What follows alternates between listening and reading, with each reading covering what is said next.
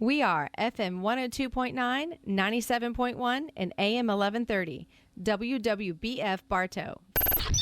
The following is a special presentation of WBF Sports. It's time for Bartow Yellow Jacket football on WBF. Tonight's game is brought to you by the community support of our WBF Sports Boosters. Kelly Buick GMC of Bartow, Citrus Air Conditioners serving Bartow and Lakeland, Bartow's Budget You Pull It Auto Parts on Highway 60, Spath Jewelers in Bartow and Valrico, and Crave Nutrition in Bartow. Yellow Jacket football is also sponsored by Whidden McLean Funeral Home in Bartow and Fort Meade, Ewing Black Welder and Deuce Insurance of Lakeland, Beef O'Brady's Sports Pub in the Bartow Center South, and Evolve Professional Landscape Management.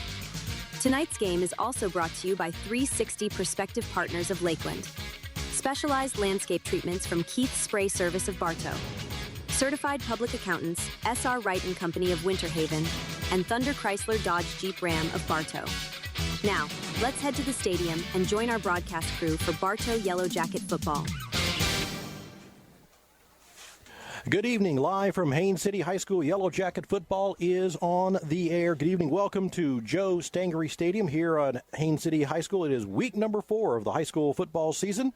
Tonight, the Bartow Yellow Jackets kick off a 3-game road trip as the Yellow Jackets visit the Haines City Hornets. With Bruce and Andy Edmond, Mike Ayers, I'm Jeff Thornburg. Thank you so much for joining us tonight.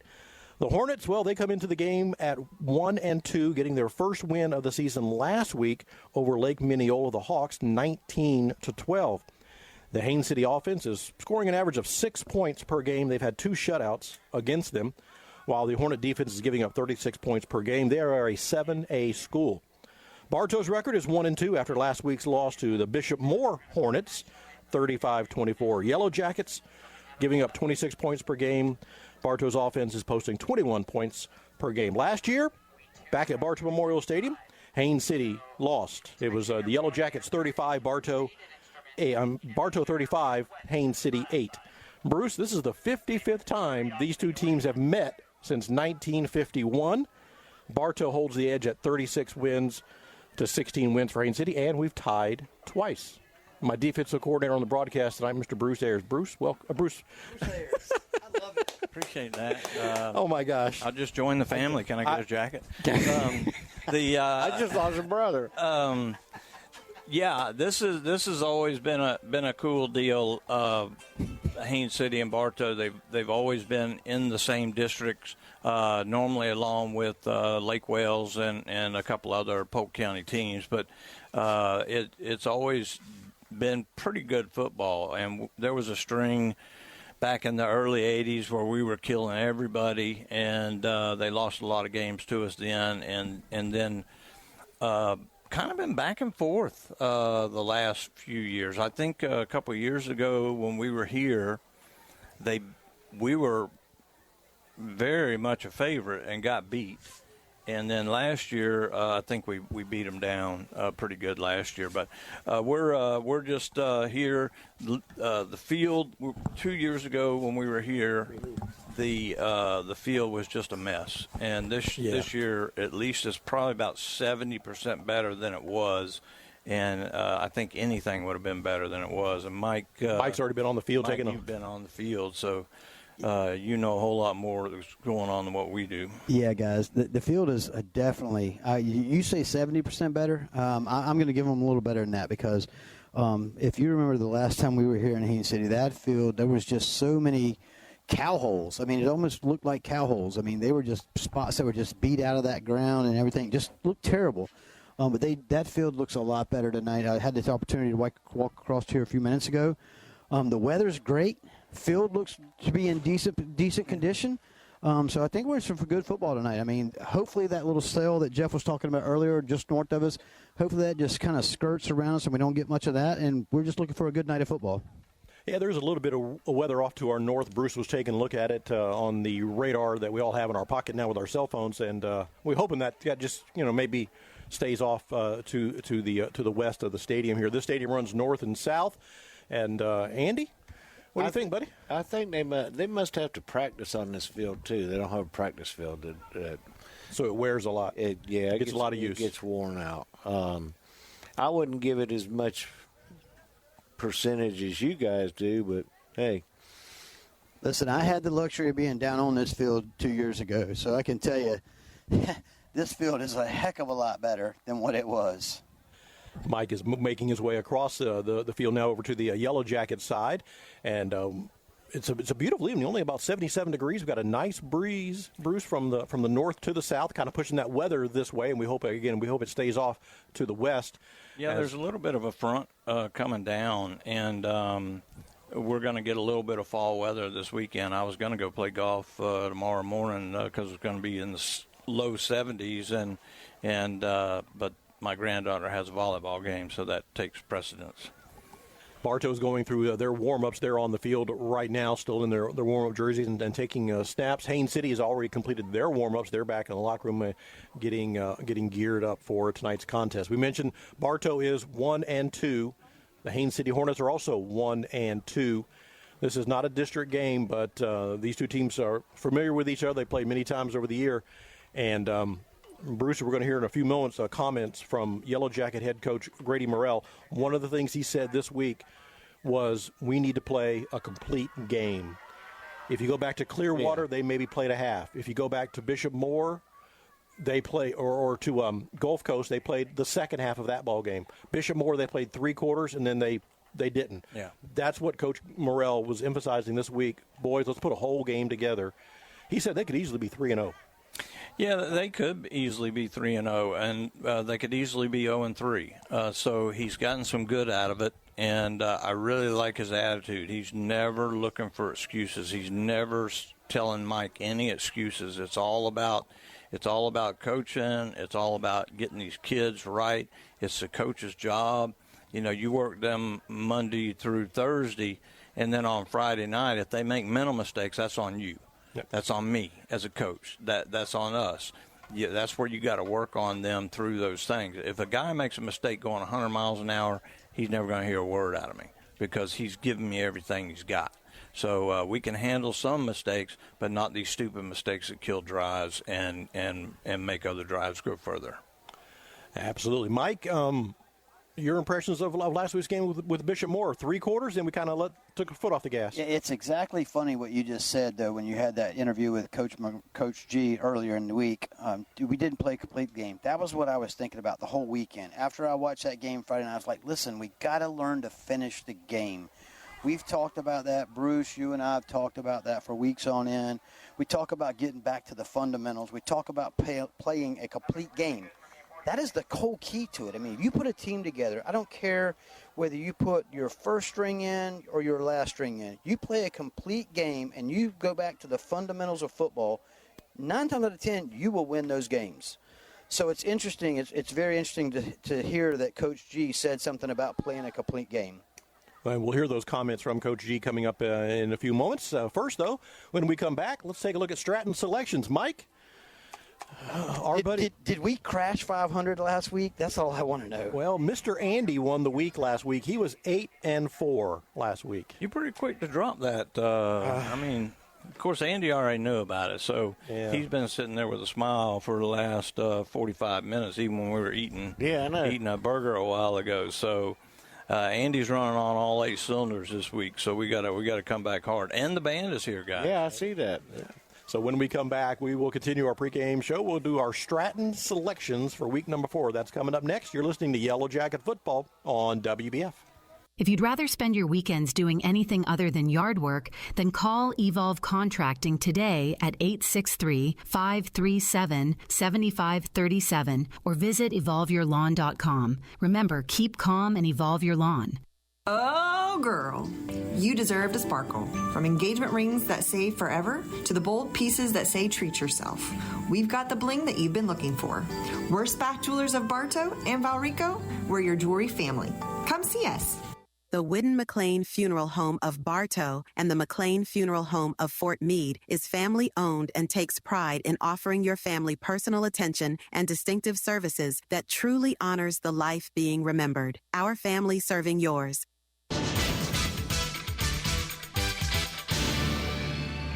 Welcome back to Bartow Yellow Jacket Football here. We are in Haines City at Wayne Gandy Field. Joe Stangery Stadium on the campus of Haines City High School, ready for the contest tonight. 2 weeks in a row, we get to play the Hornets. How about that? That's pretty cool. I'm just thrilled. There you go. All right, Stratton selections from last week. We mentioned Andy won the week. He was 8-4 last week. Man. Jeff and Mike finished at 7-5, and Bruce was 600. 500. Well, 6-6 at 500. I'm sorry. All right, you guys ready? Here we go. A game played last night. We can't pick this one. I got it. South Lake Eagles lost to the Davenport Broncos 61-0. Good Lord. That was last night. Okay, tonight, Victory Christian. The Victory Christian Storm are 3-0. Last week, they beat Frostproof. Okay, Victory Christian made a trip to Daytona Beach. They're at Halifax Academy taking on the 0-4 Knights. That's obvious, I think. You got to pick Victory Christian for me. Yeah, Victory. Why do you always take the easy ones? There's never anything tough there. You say, "Hey, I'm going to take this, guys." I'll go with Victory. Yeah, you could ask somebody else to. Andy, you want Victory Christian? I'm going to take Victory. Okay. The Discovery Spartans are 0-3. They're down south, or Spring Hill, rather. Bishop McLaughlin Hurricanes, who are 1-3. Does Discovery get their first win tonight, Mike? No, sir. No, they don't. No, sir. No. Everybody's on the Hurricanes tonight. All right, next up. And tomorrow. It would be nice if we could get some scores tonight too. That would definitely make it. I'll work on that. Yeah, I'll work on that too. I'll have my sideline assistant help with those scores. There tonight. you go. The Lake Region Thunder at 1-2. Lake Region got a win last week. They beat Celebration 8-7. Told you they would. Yep. So Lake Region will take that 1-2 record over to Kissimmee Gateway tonight to take on the Panthers, who are also 1-2. Boy, that's like I don't know, death in a coffin. I mean, it's like they're just intertwined with each other. It could be a 0-0 and they can't even score an overtime type thing. But I'll go Lake Region. Me too. I'm going Lake Region. Panthers. Kissimmee. Mike and Andy are going the other way. Okay. The Tenorock Titans, who also got their first win of the season, and they are 1-1. They're taking on the Lake Placid Green Dragons, who are also 1-1. Golly. I have no idea. Where are they playing at? It's in Lake Placid. Lake Placid. Mike, Lake Placid. Lake Placid. Andy, Lake Placid. Lake Placid. Jeff and Bruce, all on Lake Placid. All right. Frostproof Bulldogs, who we mentioned earlier, were defeated last week by Victory Christian. Frostproof will now take their record into Lakeland Christian tonight to take on the Vikings. And they played a pretty tough team last week in Victory Christian. Now they got an even tougher team against Lakeland Christian. What do you think, Mike? Listen, guys, if we were going to pick a game of the week, I would take that game right there as game of the week. I talked to a guy from Frostproof earlier in the week. What an upset that was, right? So I think Frostproof's going to come back out on the field, and they're going to be looking for some sort of revenge. Same time, you can't take anything away from Lakeland Christian. What a hard-fought game that's going to be. Geez, I hate to go against the grain, guys. I'm going to go Frostproof. Big John O'Neill, Coach Berry, Coach Ruiz, Danny Williams, Lakeland Christian all the way. I love those guys, but, man, when it comes down to it, the players on the field, regardless of the play calls that those coaches make, it's about heart at this point. Where are they playing at? That one's in Lakeland Christian. I'll go with Lakeland. Okay, everybody. Me too. I'm going with the Vikings after that big win over Fort Meade last week for them. Tavares, the Bulldogs, are in Lakeland tonight to take on the George Jenkins Eagles, who are 1-2. Eagles suffered a loss last week by a point to Mulberry. What's Tavares' record? 1-1. They'll be 2-1. Andy, what do you think? Yeah, I agree with that. Mike? Nah, George Jenkins winning that one. You going against Bruce? I am. Just because he's my brother, I mean, it doesn't matter. Wait a minute. That's just not nice. He is my brother. Bruce, I mean, Jeff called him. That's Bruce right. Ayers. I mean, he did. The Haines City High School marching band is ready to perform the playing of our national anthem here, so we will pause Stratton selection for just a moment and take into the sounds as we honor America with the playing of our national anthem as they are getting everybody in position on an overcast and cloudy night here at Haines City High School. The flags are making their way onto the field right now by the the ROTC for Haines City High School.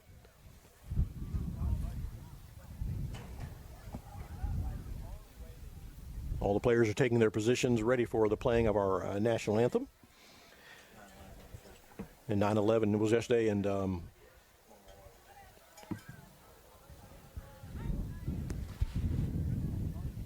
making their way onto the field. 24 years since the devastating day. I certainly do. I do too.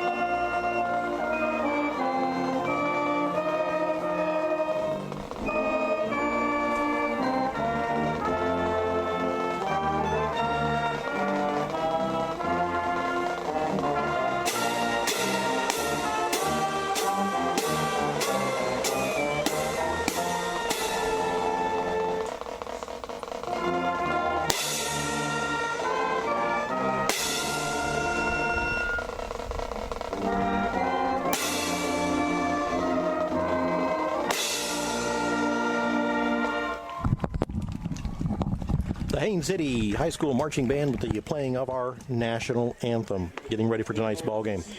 We will continue now with Stratton selections. The Sebring Blue Streaks. They are 1-1. They go into Legion Field tonight to take on the Lake Wales Highlanders, who were upset last week by Auburndale. So Lake Wales is 2-1. I don't know what kind of schedule Sebring's got, but normally I would say they would play Lake Wales pretty tough. Lake Wales has already lost one game, but they've been so successful. I'm going with Lake Wales. Highlanders for me as well. Andy? Lake Wales. Mike? Lake Wales. Am I too loud? Nope, sound good to me. The Kathleen Red Devils, who are coming back from Georgia after losing to the Syrup Makers last week. Kathleen is 1-2. They're in Winter Haven tonight to take on the Blue Devils, who are 1-1. They'll be 1-3 tonight. Kathleen. Yeah. Winter Haven will win that game. Yeah. I think so. Mike, you're picking Winter Haven? Winter Haven. Mike's picking Winter Haven. Winter Haven. Bruce, is Andy picking Winter Haven? Yes, sir. Me as well. Blue Devils. Ridge Community, just down the road from where we are tonight. They're home, taking on a team from Dover, Specialty Fit Academy. The Rams are in town. Rams are 2-1 on the year. They're a team from Dover, just what's that, west of Plant City, right? Yeah, like Turkey Creek. Mm-hmm. Ridge Community is 1-1. I'll take the hometown Bolts at 1-1. I'll go with Dover. I'm going with Dover. Bolts. They got a pretty good golf course over there. That's a good reason. Very good reason. Dunellen Tigers at 1-2 visit Lake Gibson Braves tonight at 1-1. Lake Gibson defeated this Haines City squad 55-0. If that means anything, it means enough to me. Dunellen. Mike is picking the Tigers. Ooh, Mike's been he's had that third screen on all week, reading them out. Now that he's working at his computer all the time, he's got the research. What do you think? I'm going to go with Lake Gibson. And Bruce, you said Lake Gibson. Mm-hmm. I'm picking Lake Gibson as well. Last game of the night here to pick. The Mulberry Panthers. Is Coach Peavy listening? They're over. Yeah. Mulberry Panthers at 2-1. They are home tonight at the Phosphate Bowl to take on the visiting Fort Meade Miners, who are also 2-1 after last week's loss against Lakeland Christian. What do you think, fellas? Mike, that's your home school, bro. Mulberry's going to be 2-2 tonight because Fort Meade's winning that game. Mike is picking the Miners. Mike, I like the Miners, too, to rebound after that loss last week. Absolutely. I'm going with Fort Meade. That's what I'm thinking. Fort Meade. Fort Meade's coming in angry. Sorry, Coach Peavy. Well, Coach has tried calling me twice. I tried calling him once. So if you're listening, Coach, we have no score on the game, but we have all taken Fort Meade to whip that That is our Stratton selections for week number 4. Good luck to everybody. Hope you enjoyed the picks. When we come back, Love you, Coach. When we come back, we're going to check in with our conversation with Bartow Yellow Jacket coach Grady Morrell. That is coming up next. You're listening to Yellow Jacket Football on WBF.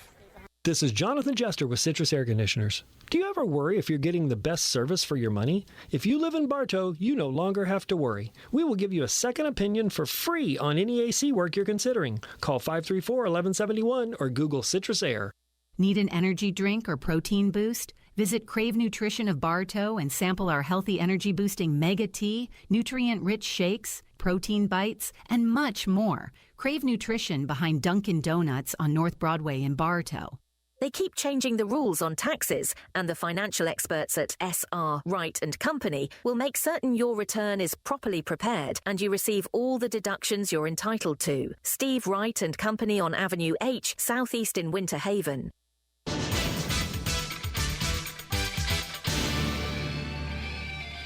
Happy once again to be joined by Coach Grady Morrell. Just before kickoff tonight's game, we're up in Haines City to take on another Hornet team tonight. Coach? First of all, thank you for having me on. Like usual, man, it's a blessing. We are 1-2 right now. Very well could be 3-0, but no excuses. We won't make those, man.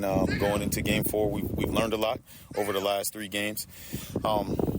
Right now, we kind of are in a state of still trying to find out, like, how much we really want to execute. We haven't put 4 quarters together. If anybody is kind of watched and kind of followed what we've done up until this point, the most we put together is 3 quarters. So if we go back week 1, we played the second half, 2 quarters. Go back week 2, played the second half. Gulf Coast, go to week 3 right here, Bishop Moore, first, second, and third quarter. Go to 4th quarter, we kind of put it in cruise control and lost a hold of the game in the last 8 minutes. Coach, I know there's still dealing with a lot of injuries, but what are some of the bright spots on your team going into week 4 here? Oh, man, I really like Jonas Metellus, man, one of our young running backs, man. He runs the ball really, really hard. Camden Hall, our other running back, number 11, who's a senior, is kind of coming into his own. Obviously, if anybody's been watching, Ethan Browse had a bang-up game, 275 yards through the air, 20 for 36, make some great decisions. And then, I know everybody's got eyes on him right now, the blur himself. Jacoby Terry, 10 catches, 150-plus yards last week, so had a bang-up game. And we got some injuries. I know everybody was kind of watching number 2, Messiah Border, scored on both sides of the ball. A little banged up right now, but, again, no excuses. But some of those guys out there are definitely stepping up and making some big plays for us. Coach, you're kicking off a 3-game road trip up in Haines City tonight against a Hornet team that's also kind of struggling a little bit. What do you know about Haines City? How do you approach them tonight? Haines City, man, is kind of a get-it-out-of-the-mud team, meaning those kids are always going to be tough. They're always going to bring their best, their A game against us. It's kind of an old rivalry. Used to be in Bartow's district for a long time. So they're going to be nothing short of ready to play when we come out there. It'll be a different atmosphere for us. Being on the road, but a good test for us to get into these road games right here, and no better way than kind of start our road test off by trying to go out there and get us a win. We're looking forward to that. You want to do a little college picks for us? Oh, yeah, let's go ahead. I'll throw an easy one out for you real quick here. Sorry, Gator fans, but LSU is going to entertain the Gators on Saturday night. Oh, man, I'm going to go with LSU on this one, man. I don't think it's the Gators' talent whatsoever. I think in that front office right now, they got some things going on that they got to figure out, whatever the case may be. But I'm going to go with LSU until the Gators kind of figure out, coaching-wise, what they really want to do. And the other team in Florida that's doing really well, South Florida Bulls, they visit the Miami Hurricanes tonight. Do they put up a good fight, or what do you see happening there? So you asked me about USF last week, and I told you these guys play some great defense, man. I told you, man, they had a heck of a defensive line. They're getting coached up very, very well out there. I don't think that they're going to get the University of Miami. Miami is definitely trending upwards. They've done a good job down there, man. Mario Cristobal is a great recruiter. Has put some talent together, and they're definitely right now riding high. And who is the USF scheduler? I mean, you go to the Swamp, and now you got to go south to play Miami. Hey, whoever is scheduling for him, man, is definitely making that program better. Definitely putting that program on the map and turning some heads, man. Because I know people kind of look at USF as a second or third option, especially kids from down here in Florida. Because you kind of look at the big three, which is Florida, Florida State, and Miami. But USF is putting herself out there, kind of like when UCF burst onto the scene too. So I'm actually really, really, really impressed with USF because USF looks like they could play with any P4 team right now. Coach, good luck tonight. As always, we appreciate the time, and go Jackets. Thank you, man. Appreciate it. Go Jackets. Bartow is at Haines City. Kickoff is next. You're listening to Yellow Jacket Football on WBF. Here at Kelly Buick GMC, we know how your schedule fills up quickly. Hi, this is Brandon to tell you about our mobile service, which enables us to show up at your home or workplace with a fully equipped van ready to go. So come to Kelly because you deserve to experience the Kelly difference. Need a motor? Well, Craig at Budget You Pull It has them. We sell complete takeout motors for $300. That's leaving everything on the motor, from your brackets to your compressor to your intake to your injectors, with a $75 core charge. Budget You Pull It, just east of Bartow on Highway 60. When looking for insurance coverage, consider the Ewing Black Welder and Deuce Agency with offices in downtown Bartow. Ewing Black Welder and Deuce Insurance with a wide range of insurance products to meet your every need. Becky Maslak, your local office manager.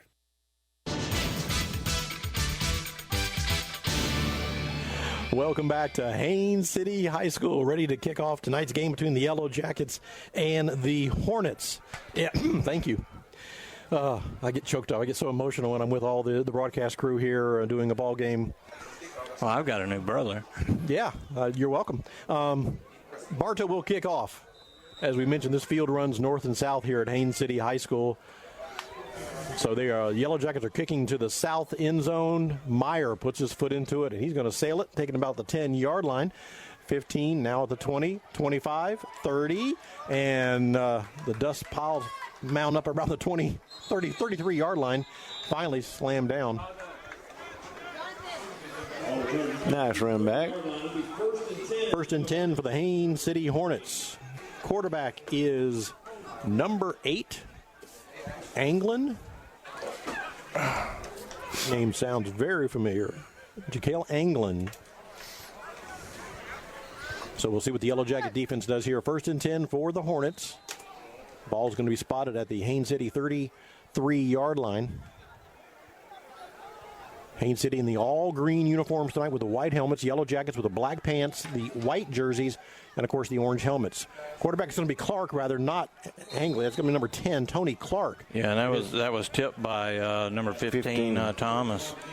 Incomplete pass on first and 10. Make it second and 10 for the Hornets. Yeah, Thomas had good penetration there and just got his hands up and knocked that ball down.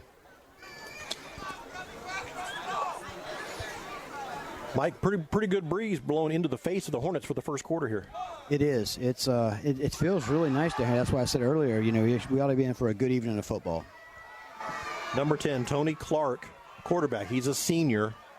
He'll work from the shotgun formation. 7-man front, guys. Now they drop to 6. Here's the snap, handoff, and the first man through dives across the 35-yard line. Going to pick up about 2 or 3. That was a 29. Rosario, Dylan Rosario, the running back. Mike, you think you're going to need that jacket tonight? I think so, guys. I just felt, I don't know if a bird just flew over or what, but something just got my leg wet. I've seen a couple up there. Got your leg wet? Yeah, I felt a spot there. Must be blowing pretty hard. That's a nice breeze down here. Okay. It's a really nice breeze down here. 3rd and 7 for the Hornets. That flag's going pretty good over there. Here's the snap. Handoff. They reverse the field. It's going to be Rosario. He's got a good run. He's got a first down. He's across the 45 to the 46. Yeah, they bring everybody to their left, and they hand off like he's coming on a jet sweep, and he stops and turns and goes the other way, and there is nobody there, Mike. Yeah, absolutely. And also another good sell they just did there. They had the receiver going down the line, and he had his hands up like he was wide open the whole time, just pulling that defense in. Needless to say, nobody picked up that the ball was being handed off in the backfield. They had a Haines City player come off the field. He's holding his arm and bending over. Looks like he's hurt pretty good. Got a stinger. That is Rosario, the running back. So then it's a 1st and 10 found for the Hornets from the 46. Another running play, and they get very close to midfield, just a yard short. So they're going to put it at the 49. Yeah, that was number 17, Caleb Bell. He was trying to get the ball from him, and the kid pulled him for about 3 yards. Looks like they're working on his shoulder. Yeah, sometimes you'll hit just right, and you'll get a stinger up in that. Hopefully that's all that is. If it's just a stinger, he'll probably be back out on the field in about 5-10 minutes, hopefully. That's Dylan Rosario, the running back that they're working on the sideline. I see some umbrellas coming out and raincoats on the other side. Second and 6 here for the Hornets. And Clark wants to throw it. He'll float one out, and he is met by 3 Jackets on a nice play, caught in the backfield. Alexander Garcia, the first one to hit him, and then what was that, number 3, Josiah White, that came in and cleaned his clock? Yeah, absolutely. And you saw the quarterback there. What a lazy pass. I mean, it wasn't even like he threw it. He just kind of palmed it and just kind of pushed it over the line of scrimmage there to his receiver. And I think push is right, Mike, because number 17, our defensive end, Bell, was coming on him. So at the last second, he had to try to change trajectory. They're going to lose 2, make it 3rd down and 8 for the Hornets from their own 47-yard line. Here's Clark. He drops back to throw in the pocket. Floats one to nobody at the 30-yard line. Yeah, and the receiver fell down. It looked like number 3, White, might have been on top of him, but once he went down, White did not let him get back up. I think he might have tripped in one of them holes down there. That's going to bring up a 4th down, 4th and 8. So punt formation here for the Hornets. Now, Bartow's band is kicking up over there. Yeah, we love our band, and we get to hear them. They're right in our face tonight. Josiah Battle will drop back deep to receive for the Yellow Jackets. Standing at about his 23-yard line. Hornets in punt formation. Here's the snap. It's a good one. The kick is away. Not a very good kick off the side of his foot. It's going to bounce at the 30, and the Hornets will let it roll inside the 25 and right down to the 20-yard line. And the Jackets will take over 1st and 10 for their first possession of the night. No score in the ball game. Yeah, that took a Haines City roll there on Bartow, so they got some. Senior quarterback Ethan Bruce over 250 yards passing last week. Yeah, really effective in the passing department last week. Yeah, made one mistake, but all in all, I would give him a pretty high grade last week. I mean, he just really played a very good ball game. Twins left, twins right, and he claps his hand and gets the Haines City defense to jump off sides. One thing to say about Ethan last week. Ethan, I think he learned some lessons last week. I mean, you saw him tuck the ball. He was rolling out to his right side or roll to the left side, looking to pass, and then he actually tucked that ball away and picked up 5, 6, 7 yards at a time there. Jason Deverly saying, he hopes the rain blows over. Mike and Elizabeth do too. Might get some, though. Maybe. Hope not.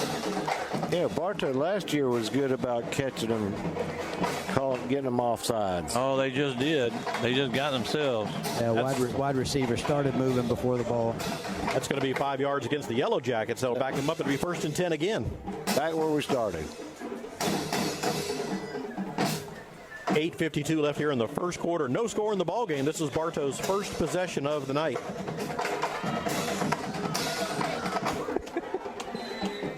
Oh, we love a drum line, don't we? You betcha. Don't matter what color they're wearing. Ethan Browse, handoff to the running back. That's Metellus. And he'll dive across the 20 to about the 21, so a pickup of a yard. Make it 2nd and 9. Yeah, pretty good, pretty stout defensive tackles for Haines City. Going to take a lot of beef to try to move them around. 2nd and 9 for the Yellow Jackets at their own 21. No score in the ball game, just underway in the first quarter. Here's the snap. Browse sets up a little wide receiver screen. He's got it. Passes complete to Callens. Still fighting for yardage across the 25. Yeah, pretty good yardage, and I think he might have saved him from getting decleated right there. He threw it behind him a little bit, so that slowed him up, and that took the percussion of the hit away. If he catches that in stride, he might be still laying down right now. 3rd and 5 for the Yellow Jackets at their own 25-yard line. Jackets are going to send 3 receivers to the near side of the field. Browse in the shotgun. Here's the snap. He wants to throw. He'll roll a little bit to his right. Throws it. He's got a wide open receiver. Oh, he caught it, guys. Caught it. That's a catch. That's a first down. That's Terry. Yeah, that was a really good job. He actually had the tight end wide open in the middle, but he didn't see him. But he does his progressions and makes the throw and gets the first down. He got it to the blur. Yeah. Jacoby Terry, number 4 for the Yellow Jackets. 1st and 10, Bartow. Put the ball down at the Yellow Jacket 36-yard line. Now 3 receivers on the far side of the formation. Here's the snap. Whistles will stop this play. And another 5 yards against the Yellow Jackets. Procedure. False start against the Yellow Jackets. That'll back them up 5. It'll be 1st and 15. Oh, they're handing out raincoats to the cheerleaders. Yeah, I think it's just a sprinkle, but everybody's covering up. It's not heavy yet, guys. It's just a light sprinkle right now, so it's nothing to really worry about. 1st and 15, Yellow Jackets. Browse wants to throw. Now he'll step up into the pocket, look for some running room. Breaks one tackle, breaks another tackle. Browse with some nice room, and finally he surrenders at the 40-yard line. That was smart. Where he went down. Yeah, picks up a lot of that yardage lost on the previous play. Yeah, but he didn't get a good spot. The referee marked it about 2 yards back from where he actually hit the ground. Going to set up a 2nd down and 6 for the Yellow Jackets.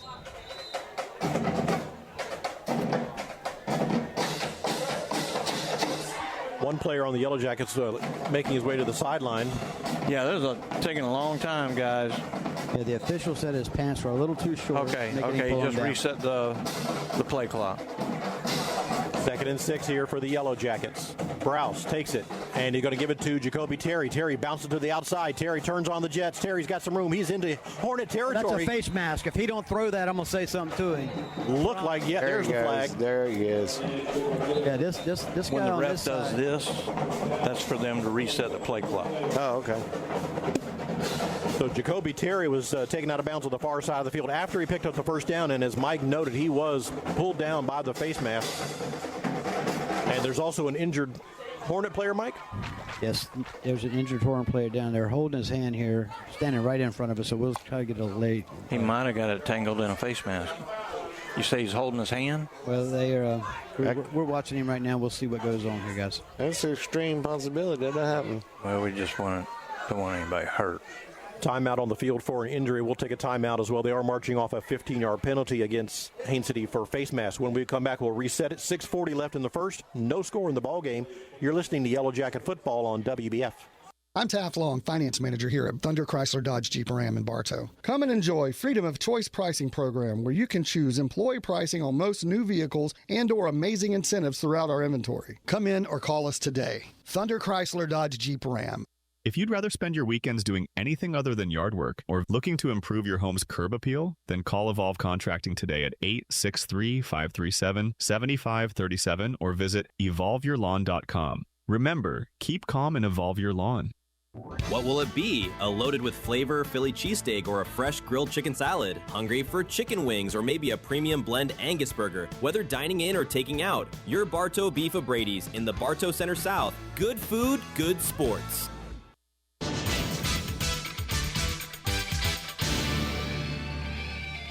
Yeah, the coach is picking up the Haines City injured player and just carrying him all the way across the field. And it is number 25 who is the injured player. Unfortunately, on our roster, we don't have a 25. But he wasn't just walking. He was at a good trot coming across that field, too. Yeah, and we hope he's okay. He is putting pressure on it. And, a lot of times we're like, if the bone ain't sticking out, let's get him off.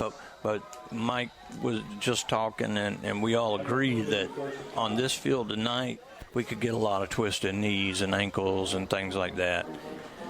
There's a 5-yard offsides call against Haines City. So Bartow 1st and 5 now at the Haines City 29-yard line. All right, Coach Peavy, he's listening, and you will keep us well informed on the race, I hope, Coach.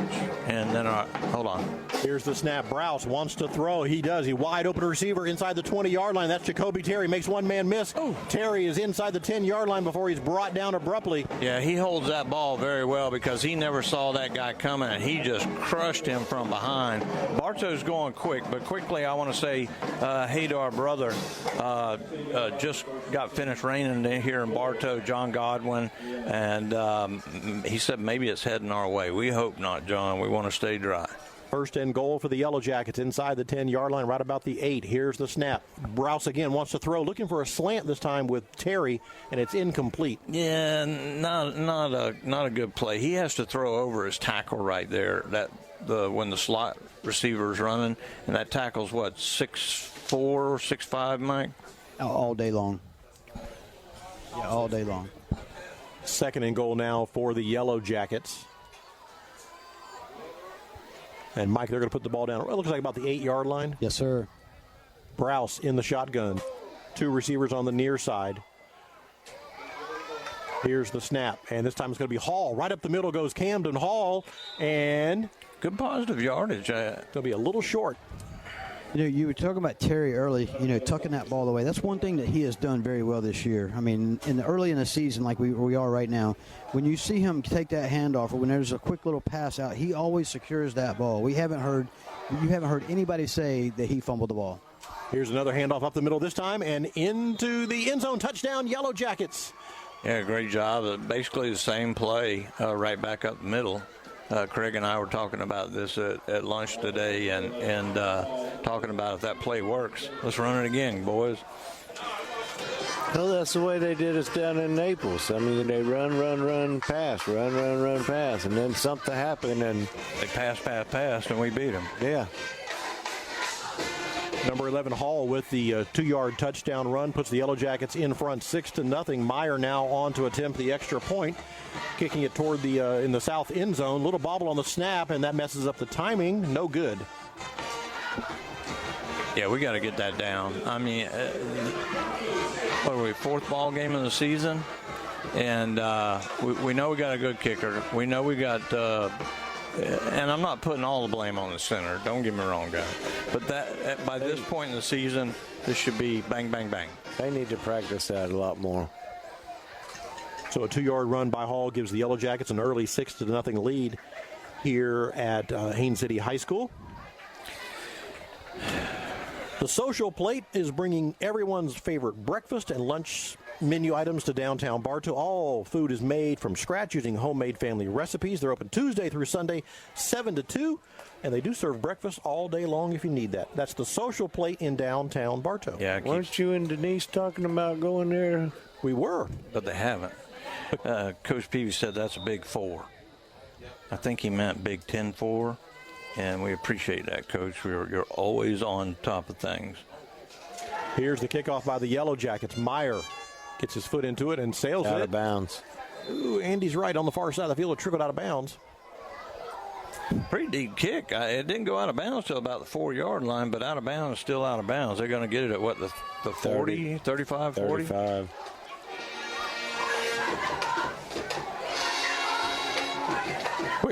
Quick scoreboard update. Tavares leading George Jenkins 8-0. Yes, they are. Here in Haines City, the Yellow Jackets in front of the Hornets 6-0. 5:25 left in the first quarter. That's really the only update I need all night. We're done. I don't think we have our drone up here tonight, do we, Mike? Yes, we do. The drone team is here. Okay. They got it up in the air? No, sir, not now.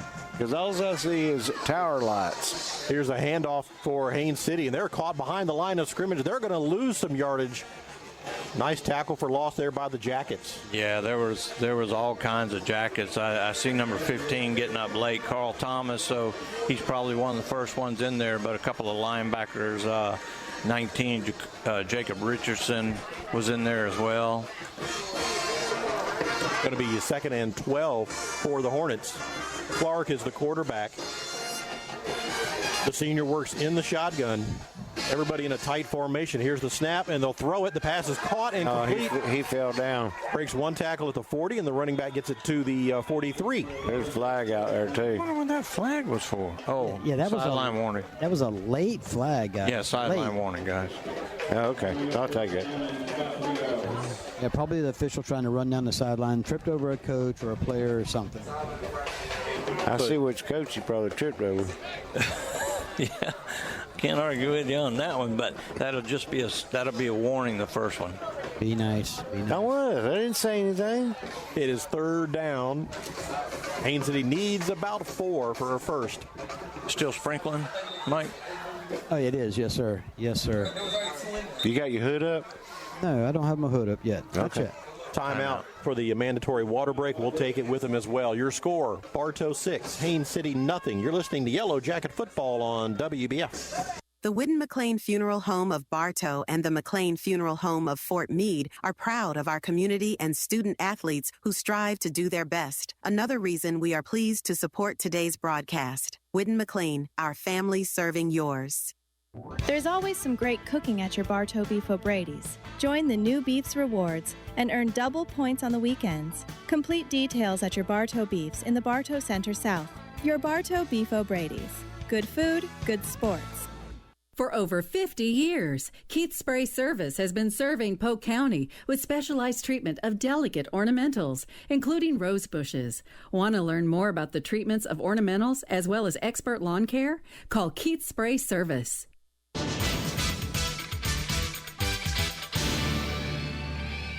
Welcome back to Bartow Yellow Jacket Football. Jackets in front of the Haines City Hornets right now, 6-0. Haines City with the ball. They have a 3rd and 2 from their own 38-yard line. Here's the snap, and they're going to hand it off. This is Rosario, and he's caught behind the line of scrimmage. He's going to lose a yard. I tell you what, that wingback or fullback just paid the price for trying to block somebody right there, Mike. He got kicked backwards and into a flip.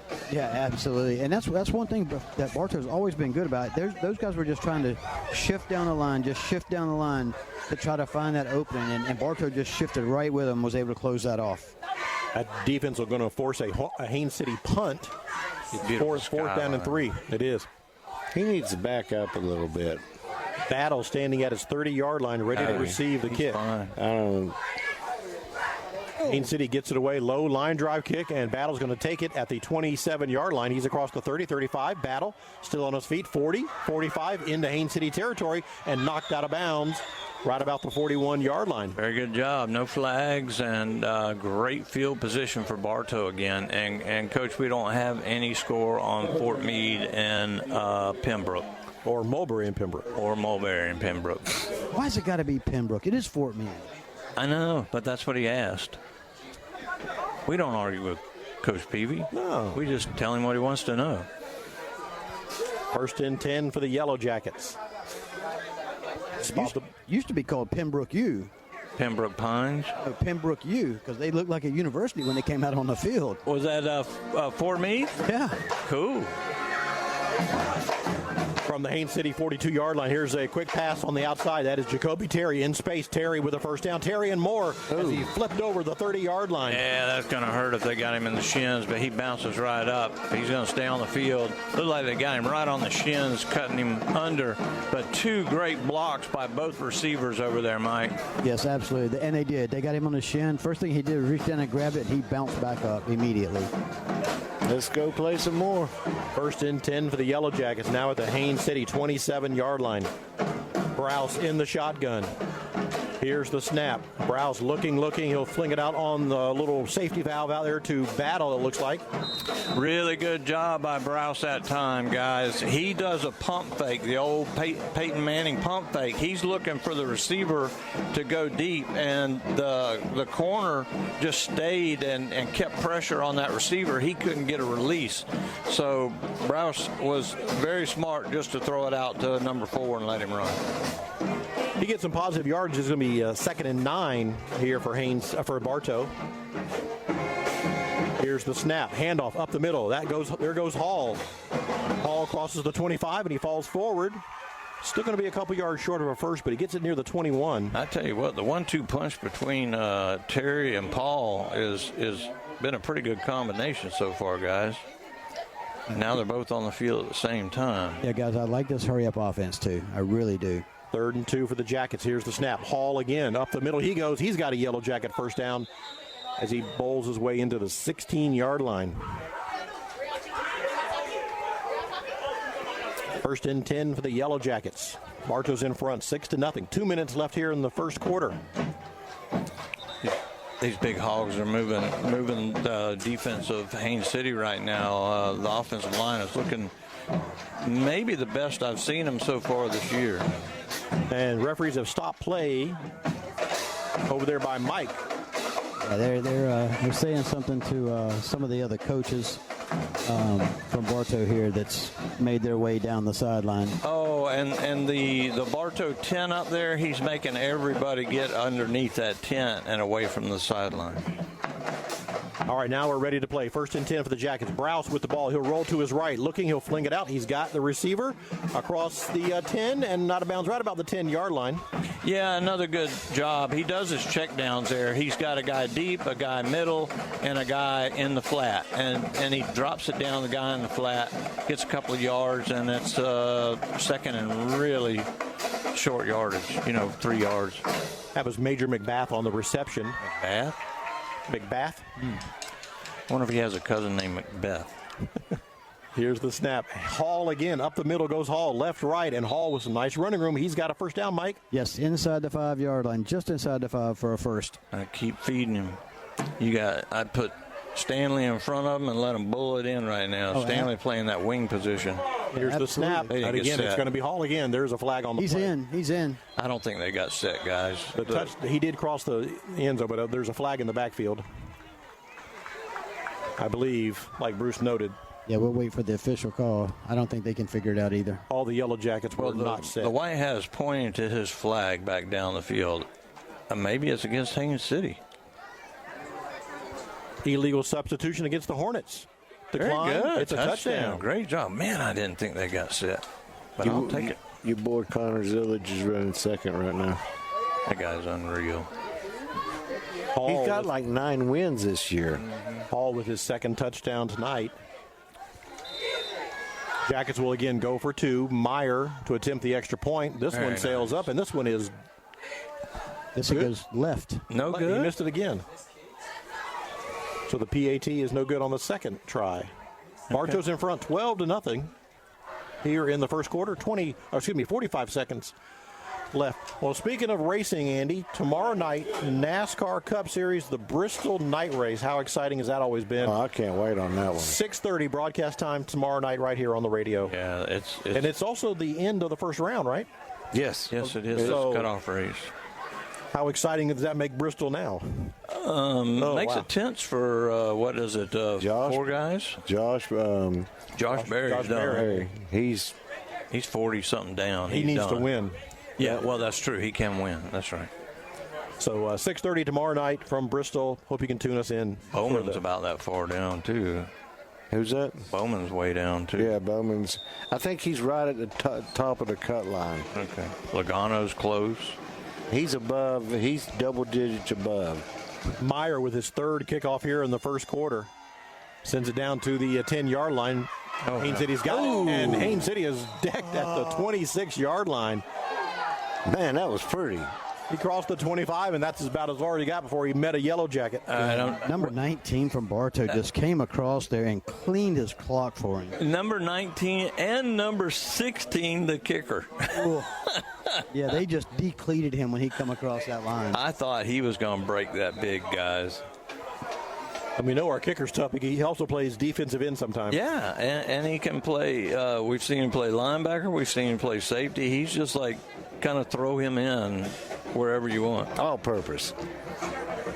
All purpose. Yep, exactly. 41 seconds left here in the first quarter. Bartow in front, 12-0. Haines City with the ball, 1st and 10 from their own 27-yard line. Clark is the quarterback. He sets up a little wide receiver screen, and it's through the hands of his intended receiver, incomplete. He did not want any of that ball right there, guys. He got alligator arms and came down quickly. You know, and that's something that Haines City's gone to. They've been throwing out to that flat, so I just wonder how long it's going to take for those defensive players to pull up just a tad bit. And the next time that ball goes to the flat like that thing gets picked off and taken back for 6. Yeah, well, he's obviously been hit once tonight because he did not want to go up in there and get that one. No, absolutely not. Stops the clock with 37 seconds left here in the first quarter. I'm not blaming him because I don't know if I would either, but... Second and 10 for the Hornets. Clark again. This time, a little miscommunication in the backfield. Rosario finally gets the handoff, but the Yellow Jackets are there to bring him down for a little gain. That's the same play that they ran their first drive, where they bring everything one way, it's misdirection, and they try to go back. But as you said, Jeff, it was a mishap with the football, and it almost laid on the ground. Yeah, they're handing that ball off right about shoulder height. Yeah, I was going to say head high. Yeah, instead of putting it right in the basket where it needs to be, they're handing it off very high. 7 seconds and counting. Well, that quarterback looks, about 5'6"? 3rd and 10, and that's going to be the final play of the first quarter. With your score, the Bartow Yellow Jackets 12, the Haines City Hornets nothing. You're listening to Yellow Jacket Football on WBF. Brandon Wondrow, General Sales Manager of Kelly Buick GMC, and we're proud to be a part of the live sports coverage on WBF. We're proud to be the #1 Buick GMC dealer in all of Polk County. Please come visit us in Bartow or visit kellybuickgmc.com. Stop scrolling, stop searching. As Spath Jewelers, we have the sparkle that you're looking for. We help you craft the moment into a memory that they will keep forever.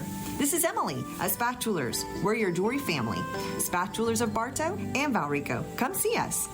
Have you tried the shakes at Crave Nutrition? So many flavors and packed full of protein, they're so yummy. Come by Crave Nutrition today and let us help you find the perfect shake for you. Crave Nutrition, behind Dunkin' Donuts on North Broadway in Bartow.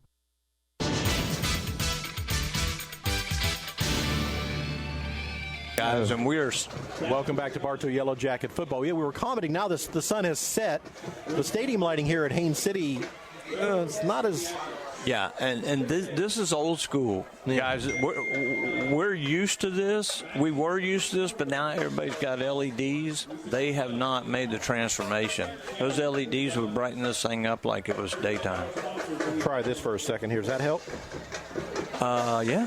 Let's try it. I can't see anything. Got the drone up now. All righty, here we go. First play of the second quarter. Haines City with the ball at their own 27-yard line, facing a 3rd and 11. Here's the snap. Clark sets up a little wide receiver screen, flares it out, and he's going to be caught behind the line of scrimmage. Nice play by the Jackets. Yeah, he had a little bit of blocking set up, but the guys just ran him down from behind, and there was no chance on that play, guys. That's going to put Haines City in punt formation. Battle will drop back near midfield here for the Yellow Jackets. Now Haines City with the wind at their back. And Battle will take his position ready to receive the kick from the Hornets. Yellow Jackets in front 12-0. We hope our band will be performing tonight. That's going to be excellent. They got all their stuff over there. Here's the snap, and the kick is away. And it's going to bounce right at midfield, all surrounded by the Hornets, and they will down it at the 41-yard line. He should have fair catch that. Listen, guys, just real quick, with the way Haines City's punting situation is going on, it's very, very lazy, very slow, very lazy. I believe I would just have to rush everybody and try it one time. Bring them. Yep, yeah. Bring the house. Because it's very slow. When you watch them, being able to sit down here on the field and watch that, the snap is very slow. The punter, when he receives that ball, he's very slow on the approach. So I believe I'd have to try it.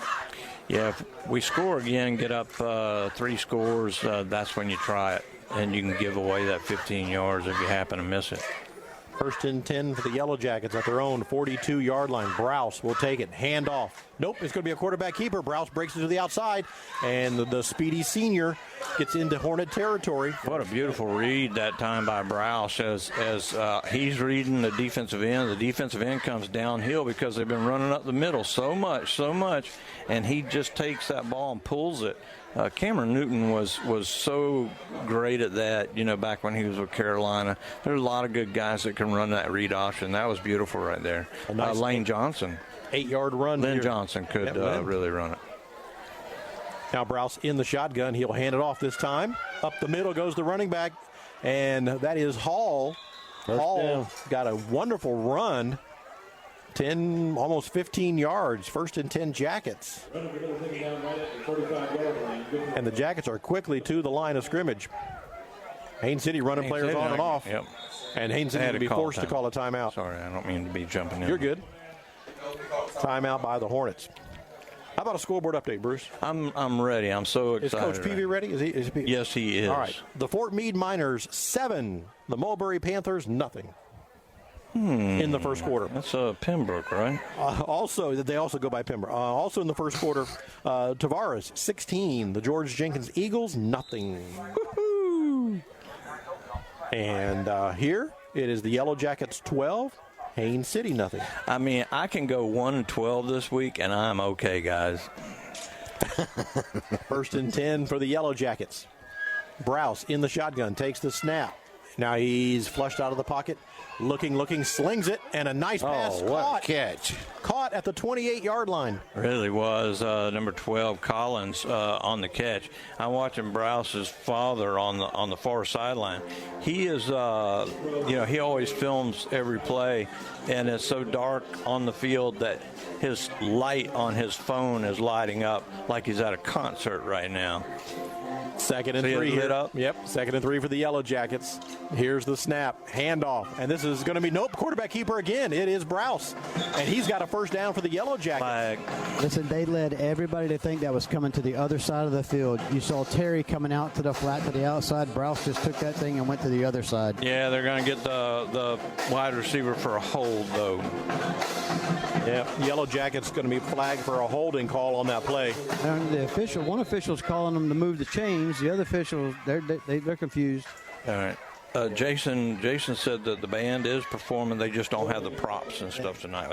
That's cool because we just want to hear them. So We're great. Now they can't figure out where to put the down markers. Well, the chain started moving before they were supposed to.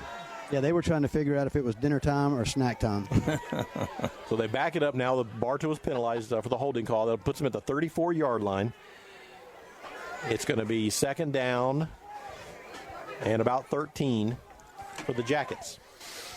We're in the second quarter. Bartow in front 12-0.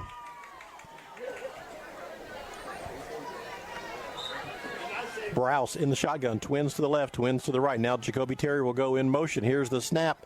And Browse will flare it out. He's got his receiver caught at the 30, at 25. And Metellus with a nice run. He's maybe in line for a first down there, guys. If they put it where they're standing, it is a first down. Yeah, he just told them to move. Yep. And I tell you what, guys, they looked like they were in a cover two, but the corner, he rode the kid running the slant. So that meant that the safety had to come all the way over to the sideline to try to make that tackle. Not very smart. First and 10 at the Hornet 20 for Bartow. Again, Browse, all kinds of time. Browse looking. Now he'll sling it toward the end zone. Caught. Touchdown, Bartow. That was perfect. A leaping catch by, is that Battle, Mike, number 1? Number 1, yes, sir. That's Battle with a nice reception. Browse threw a dart and knew he was going to take the hit. And he did take a hit, but he threw a strike for his first touchdown pass of the night. You know, if he hadn't had that receiver open, and he wasn't really open, right? I mean, so Battle had to go up and get that ball. But if you look at the coverage that they had there, Browse had probably 10, 12 yards in front of him, an open field. So, you know, whether that pass was complete or whether he tucked and run, they were looking for a big gain there. Just past 8 o'clock here on Friday night. Thank you for joining us for Yellow Jacket Softball. You're listening to WWBF Bartow. Yellow Jacket Softball? Did I say softball? Boy, you're in mid-season form. Are they going for it here? They're bringing, they're leaving the offense on the field. Big number 98 at fullback. That's Harden. Carmelo Harden. Now they're going to run somebody off the field. I formation behind Browse. He'll go up under center on this two-point conversion. You can't throw that. There was no huddle. Yeah, there was no huddle. That's illegal substitution against the Jackets. That's okay. He did not get into formation, and they were not huddled. I'd be arguing big time right now. 8:52 left here in the second quarter. That's terrible. I thought you had to break the huddle with 12 guys. Yeah. As long as you didn't break a huddle, you was just going to a formation, and you could run anybody off when you wanted to. So now the two-point conversion attempt will come from the 6-yard line. Browse up under center. Here's the snap. And Browse wants to throw. He does throw the end zone. He's got a wide open receiver. That's a two-point conversion. That's Stanley. They were right in his face, too. Is that zero Mike on the reception? Yes, sir. That would be Stacy. Stacy. I don't know why I want to call him Stanley. Maybe it's because I just... Yeah, nobody was within 5 yards of him. Even though Browse had him breathing down his neck, he was able to deliver that pass right on point. Yeah, why that ball wasn't knocked down, I don't know. I understand that one because they were all over him. 8:52 left here in the first half. Bartow now in front, 20-0 over the Haines City Hornets. Scoreboard update. The Lake Wales Highlanders 6, Sebring Blue Streaks nothing at the end of the first quarter. Ooh. See if I got before Bartow kicks off again. Let's see. Yep, that's all the scoreboard. That's all the new ones I have. Fort Meade over Mulberry 7-0. They're announcing the cheerleaders. That's the most that guy said the whole game. He hadn't had much to talk about. Well, that's probably true. Meyer ready to kick it off for the Yellow Jackets. Bartow in front, 20-0. Here's the kick. And it's going to be taken about the 10-yard line. Across the 20, 25, 30, 35, and brought down near the 37-yard line. Good return that time. Gets good yardage and gives Haines City a little bit of room to play with here. He ran that right up the gut, too. First and 10 for the Haines City Hornets at their own. We're going to mark it down at about the 38. Citizens Bank and Trust are local bankers with over a century of looking out for you, your family, and your business. Proud to be your local bank, member FDIC, equal housing lender. Citizens Bank and Trust. First and 10 for the Hornets. Terry is your quarterback. He's a senior. Wears number 10 for the Hornets. Brings his offense to the line of scrimmage. He is a little bitty fella, isn't he? Two receivers on the near side of the field, a single receiver on the far side. Here's the snap, handoff, Rosario up the middle, and he is met.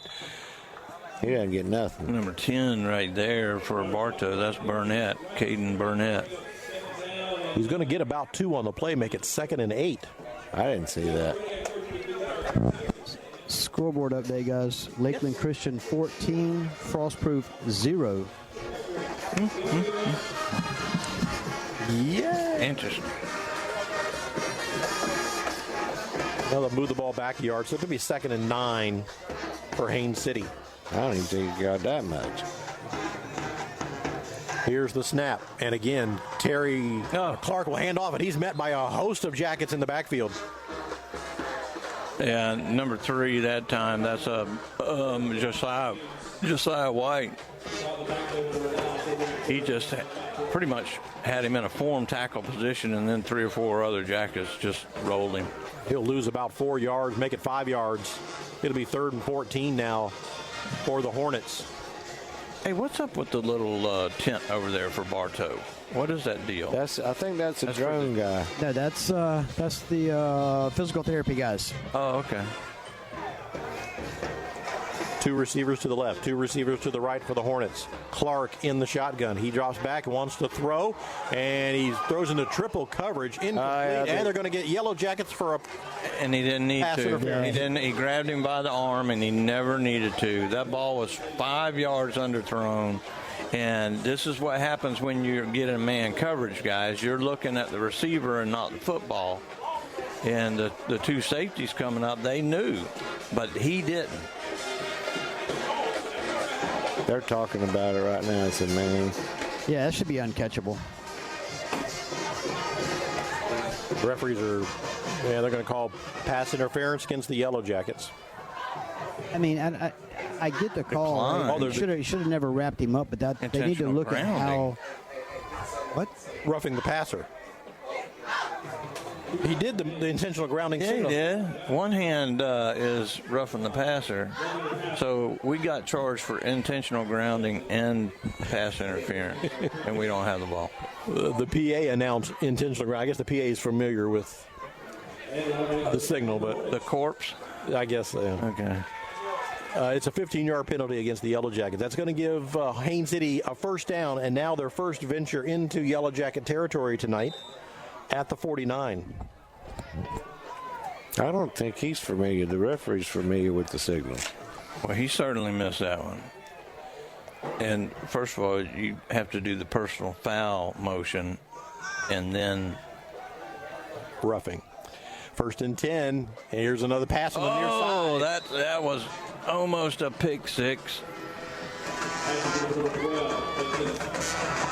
Mike, if he reads that a little better, he can make an adjustment, and that's 6 points. All day long. All day long. Second and 10 now for the Hornets. Stops the clock with 7:14 left here in the first half. And I think that's what he was doing because there was a collision there. I think he was trying to come to the ball, and with the Haines City being there and him trying to get there, that's where the collision came from. Go, Bartow. Is that what they're playing? Mm-hmm. It's go Gators, but we borrow it. We adopted it. Second and 10 here for the Hornets. Bartow in front, 20-0. Haines City with the ball at the Yellow Jacket 49-yard line. Clark, the senior quarterback, Tony Clark for the Hornets. It's one man in motion. Here's the snap, and it's going to be a little quarterback keeper. I don't think either one of them wanted the ball, to be honest with you. Yeah, that's a pretty good call, especially that little guy. I mean, he's tough. He's a tough cat, but I don't think he wants to run in there with big number 98 squaring up on him. He's going to get about a yard on the play. It's going to be 3rd and 9 for the Hornets. Got a new, nope, is that the same quarterback, number 11? No, the quarterback's okay, there goes number 10. Okay, there he goes. Haines City shuffling some players on and off the field. Yeah, he's taking forever, too. I mean, this has got to be getting down pretty close, although that guy could never count to 5 in time. 3rd and 9 for the Hornets at the Yellow Jacket 48-yard line. One. Stop it. He only got the first. He only got first half of the signal calls. Twins left, twins right. Clark wants to throw. He'll sail it. And this is just nowhere land. Nowhere. I'm kind of blaming that on the receiver because the quarterback got the call, and the receiver was supposed to go towards the line of scrimmage, and he's headed upfield, and could have caught it in either spot if he would have thrown it to the right spot. 4th down. That's going to put Haines City in punt formation. Battle will drop back deep to receive the kick, standing at about his own 15-yard line. I see he's too deep right now, Andy. Now I would come, Mike. Yeah, I'm bringing. Well, he's standing. Golly, what? 10, 13 yards deep. Here's the 4th down, and the whistles will stop this play. Bartow's going to be charged with offside. Well, that's not good. It's not enough for the first down. It might be enough to make them decide to go for it. It was 4th and 9, so now it's going to be. I don't think so. They're not running. They're 4th and 4. Yeah, you're down by 20 points already. So, yeah, they're going to bring the offense back on the field. It's going to be 4th and a long 4. Well, if they don't get it, we got better field position. So it's pretty much 5. Pretty much 5, yeah. So Clark brings his offense back on the field. There's a mad scientist walking over here on this side, down there. That'd be our John Ekman, our band director. Yeah. Going to try to draw them off sides, boys. Haines City with 2 receivers left, 2 receivers right, taking a lot of time. Now they'll go. Clark in the shotgun. He's got the ball. Looking downfield, throws it toward the corner, and the receiver's out of bounds. Way out of bounds. He caught it, but he was out of bounds even before he threw the ball. And he landed out of bounds right near the track. Illegal shift. Bartow will take over 1st and 10. It has turned out to be a very nice evening for football. Mike, I guess the rain has never gotten any worse? No, it's pretty much well stopped now, guys. I mean, we still have the nice breeze blowing across here. It feels very enjoyable down here on the field for a change. Didn't have to put your cover on? I put it on just for a second, but it was only to protect the equipment, right? Oh, okay. I appreciate that, Mike. You're a fine American. Timeout on the field for the mandatory water break. 6:07 left here in the first half. Bartow 20, Haines City nothing. You're listening to Yellow Jacket Football on WBF. I'm Taft Long, Finance Manager here at Thunder Chrysler Dodge Jeep Ram in Bartow. At our state-of-the-art service center, our certified mechanics are ready to take care of all your service and repair needs with the most advanced auto technology. Come in or call us today. Thunder Chrysler Dodge Jeep Ram. The Ewing Blackwelder and Deuce Insurance Agency has been serving Central Florida since 1984. They all work and live in your neighborhood and take pride in our history. Offices in Bartow, there when you need them, representing only the most reliable companies in the industry. SR Wright & Company can help you at every stage of your financial future, from personal planning to insurance reviews, from business problem solving to deferred compensation plans. Steve Wright & Company on Avenue H, Southeast in Winter Haven. He does. Welcome back to Bartow Yellow Jacket Football. 1st and 10 for the Yellow Jackets after they took over on downs from Haines City. And Bartow will pick up about 6 on the carry and immediately timeout on the field. Neil Duncan, the great booster president. Yellow Jacket band making their way from the stands, ready on the north end zone. And a pretty good guy. Yeah. Bruce, he did say he took plastic, too. He does take plastic? He does take plastic. I got one that as soon as those hats arrive, I will decline it. The next time the Yellow Jackets play at home will be October 3rd. And that's a very special night. We're playing the Lake Gibson Braves, but that's also the night that Bartow does their annual Salute to Hometown Heroes. Yeah. Veterans and first responders, you get a free ticket while supplies last into the game on October 3rd at Bartow Memorial Stadium to come out and see the Yellow Jackets play the Lake Gibson Braves. So I hope all the veterans and first responders take advantage of that. Wide open. Terry's caught the ball at the 30-yard line. He's at the 20, makes a one cut, and Terry makes another man miss, and Terry strolls into the end zone. That was a battle, rather. Just saw a battle.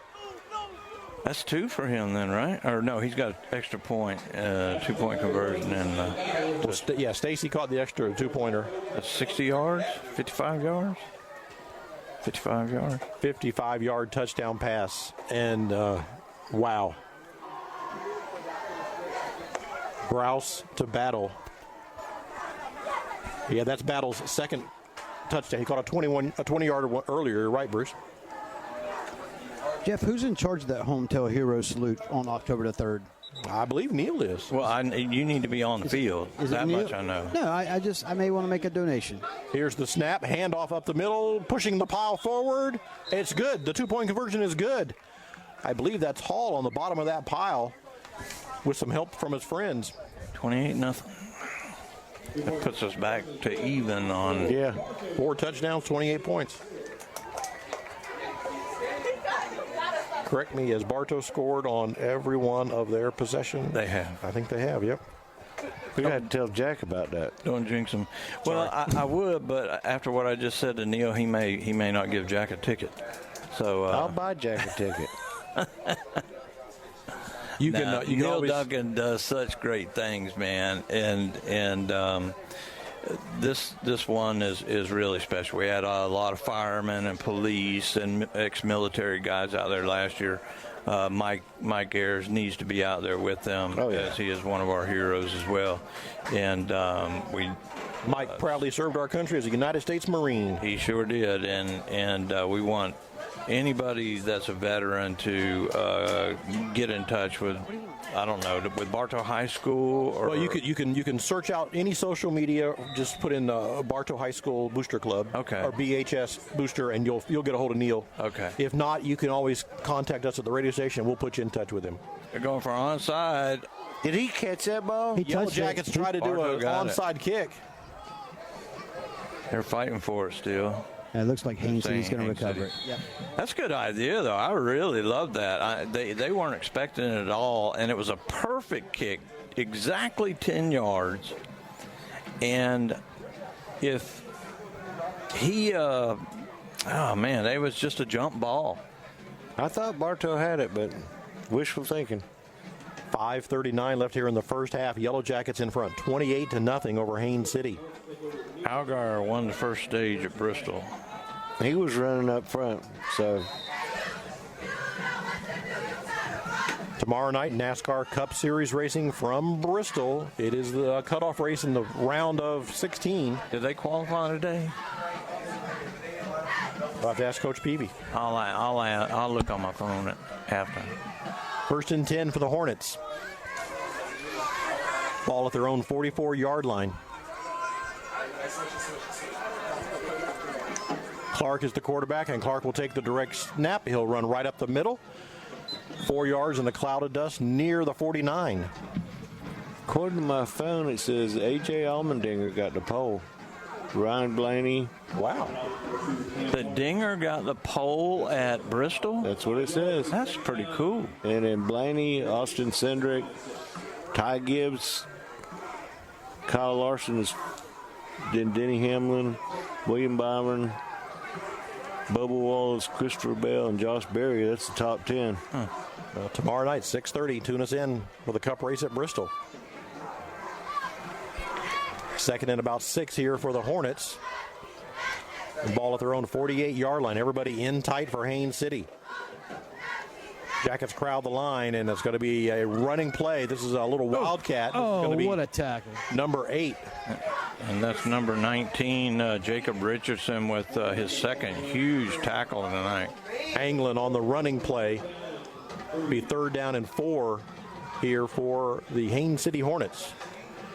It's been all Bartow in this first half, 28-0. Yellow Jackets in front. Clock runs. We're less than 4.5 minutes here left in the first half. Again, everybody in tight for the Hornets. Again, Anglin will be the quarterback. He'll take the ball. And again, he wants to run to the near side, and he is met in the backfield and thrown for a loss. And that is number 17, Caleb Bell again. I mean, these guys are just coming from nowhere. They're coming untouched. Bell was on him before he was able to square his shoulders back to the line of scrimmage. And he'll lose all the way back to the Haines City 46-yard line. Make it 4th down. 4th and about 8, Bruce. Yeah, and at this point, there's just, you just keep going forward. They've got nothing to lose at this point. Haines City will put a single receiver on the far side, a single receiver on the near side. Anglin is the quarterback. He will hand it off on a running play, and that is Rosario.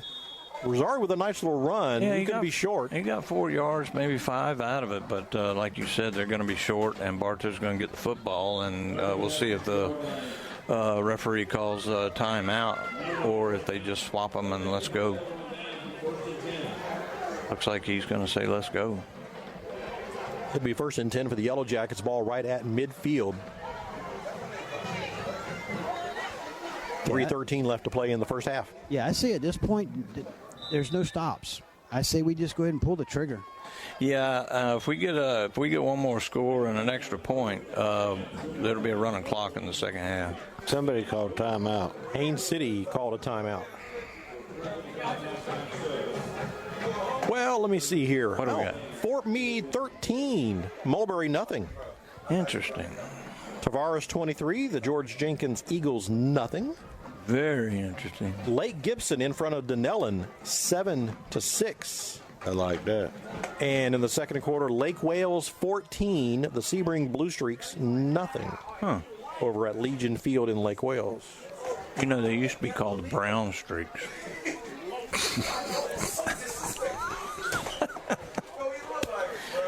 Well, we have Pembroke. I just thought I'd...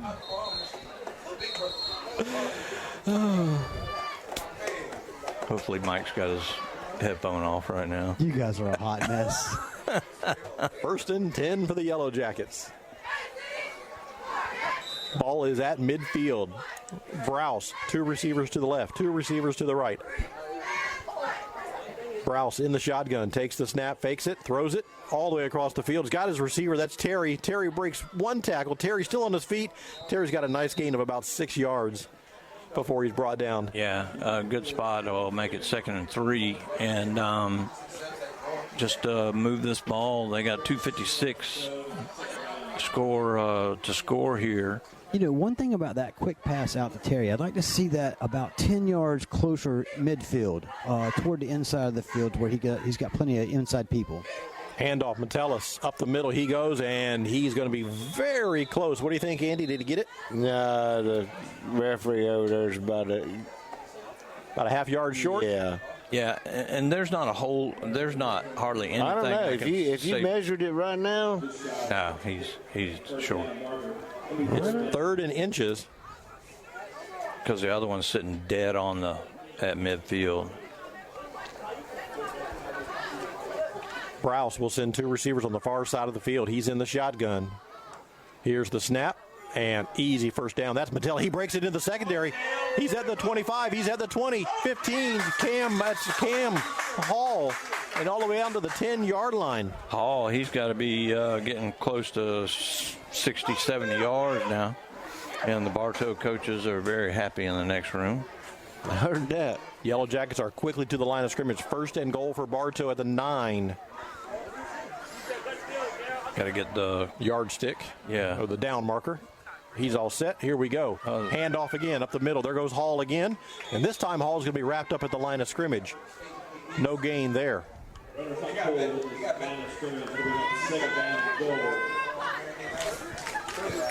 Second down and goal here for the Yellow Jackets. One of the officials was helping the corner with probably get his helmet snapped.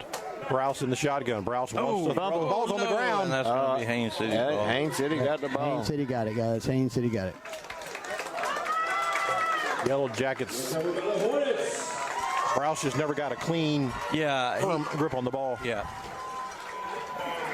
So Haines City will take over 1st and 10 at the Yellow Jacket 15-yard line. 1:27 left here in the first half. Don't want to breathe any life into them whatsoever. That's the first break they've got, too. I was just trying to figure out the spot of the chains over here, guys. The chains never moved. I think they called. Well, it wouldn't have been 1st and goal, would it? No, they were way back. They were outside the 10-yard line. Sure were. And the chains never moved. That's the second time that's happened now. Well, this ain't Bartow. We got a great chain crew, as we got great everything at Bartow. Twins left, twins right. Clark in the shotgun. Here's the snap. He wants to throw from the pocket now. He's going to scramble, and he's going to be swallowed up by Stacy. That's Stacy and Harden. Harden got hold of him from the rear, and Stacy hit him from the front, and that was just very uncomfortable. Clock runs with 1:10 to play here in the first half. Bartow in front, 28-0. Lost about 5 on that one. Second down and 15 for the Hornets. Coach Peavy's on a roll tonight. I can't say that on the radio. 2 receivers to the left, 2 receivers to the right. Clark in the shotgun. Here's the snap. Clark from the pocket throws it down the middle of the field and into the arms. They're going to fall. Two Yellow Jackets fighting for the ball. They ran into each other. They're like, both looking at the ball, and both of them ran into each other. That was going to be an easy pick for Adams. And the free safety battle ran into him. It's all good. Haines City didn't get any yards. Stops the clock with 39 seconds to play. It'll be 3rd and 15 for the Hornets. Reminder coming up at halftime. Stand by. Stay with us here for the SEC football report. Get you ready for all the games of the weekend. That should be kind of short this week, shouldn't it? Here's the snap. Up the middle on a straight quarterback draw is Anglin. That is picked up and abruptly thrown down to the 10-yard line. Man, Bartow is really bringing everything tonight. Now they're going they should punt this. I mean, you don't want to give them the ball at the. I believe Haines City does not have to run a play if they don't want to. At 18 seconds and counting. Okay. If I was Bartow, I'd call a timeout. Make them punt. Yeah, exactly. 10 seconds and counting. Haines City is nowhere near. He's calling it. Oh, there it goes. 5 seconds. And they call it. I'm bringing the house, guys. I'm just sending everybody. Yeah, I would have called that just in order to be able to get one play off. But what he's going to do is he's going to bring them all and hopefully block it and walk it in. Yeah. Yeah, I believe if I was going to call that timeout, though, I'd have saved about 10 more seconds before I'd have, I'd have probably called it a lot earlier than what it was called. But he's the coach, and he's got his football team ahead 28-0, so I'm not arguing with him. He'll be in a better mood at this interview. Fort Meade 19, Mulberry 0. Wow. No, he won't. He'll talk about we got to clean a few things up. So the band is already setting things up here. Haines City's kind of vacated the sidelines all the way down to the north extreme of where they can be. That was nice of them, as long as. Here we go, 4th down. There's 5 seconds left in the half. Haines City in punt formation. Battle standing back at his 43-yard line. They're not coming, guys. Only a few. Here they. Yep. Oh, it's a terrible kick. And Haines City would just let the clock run out here, and that didn't get to the 20-yard line. Yeah, and took a Bartow bounce. Yeah, they brought about 6 guys. I would have thought they'd have brought, 9 or 10. And that's the end of the first half. Bartow Yellow Jackets 28, the Haines City Hornets nothing. Bruce got your singer out there. And let's see if Mike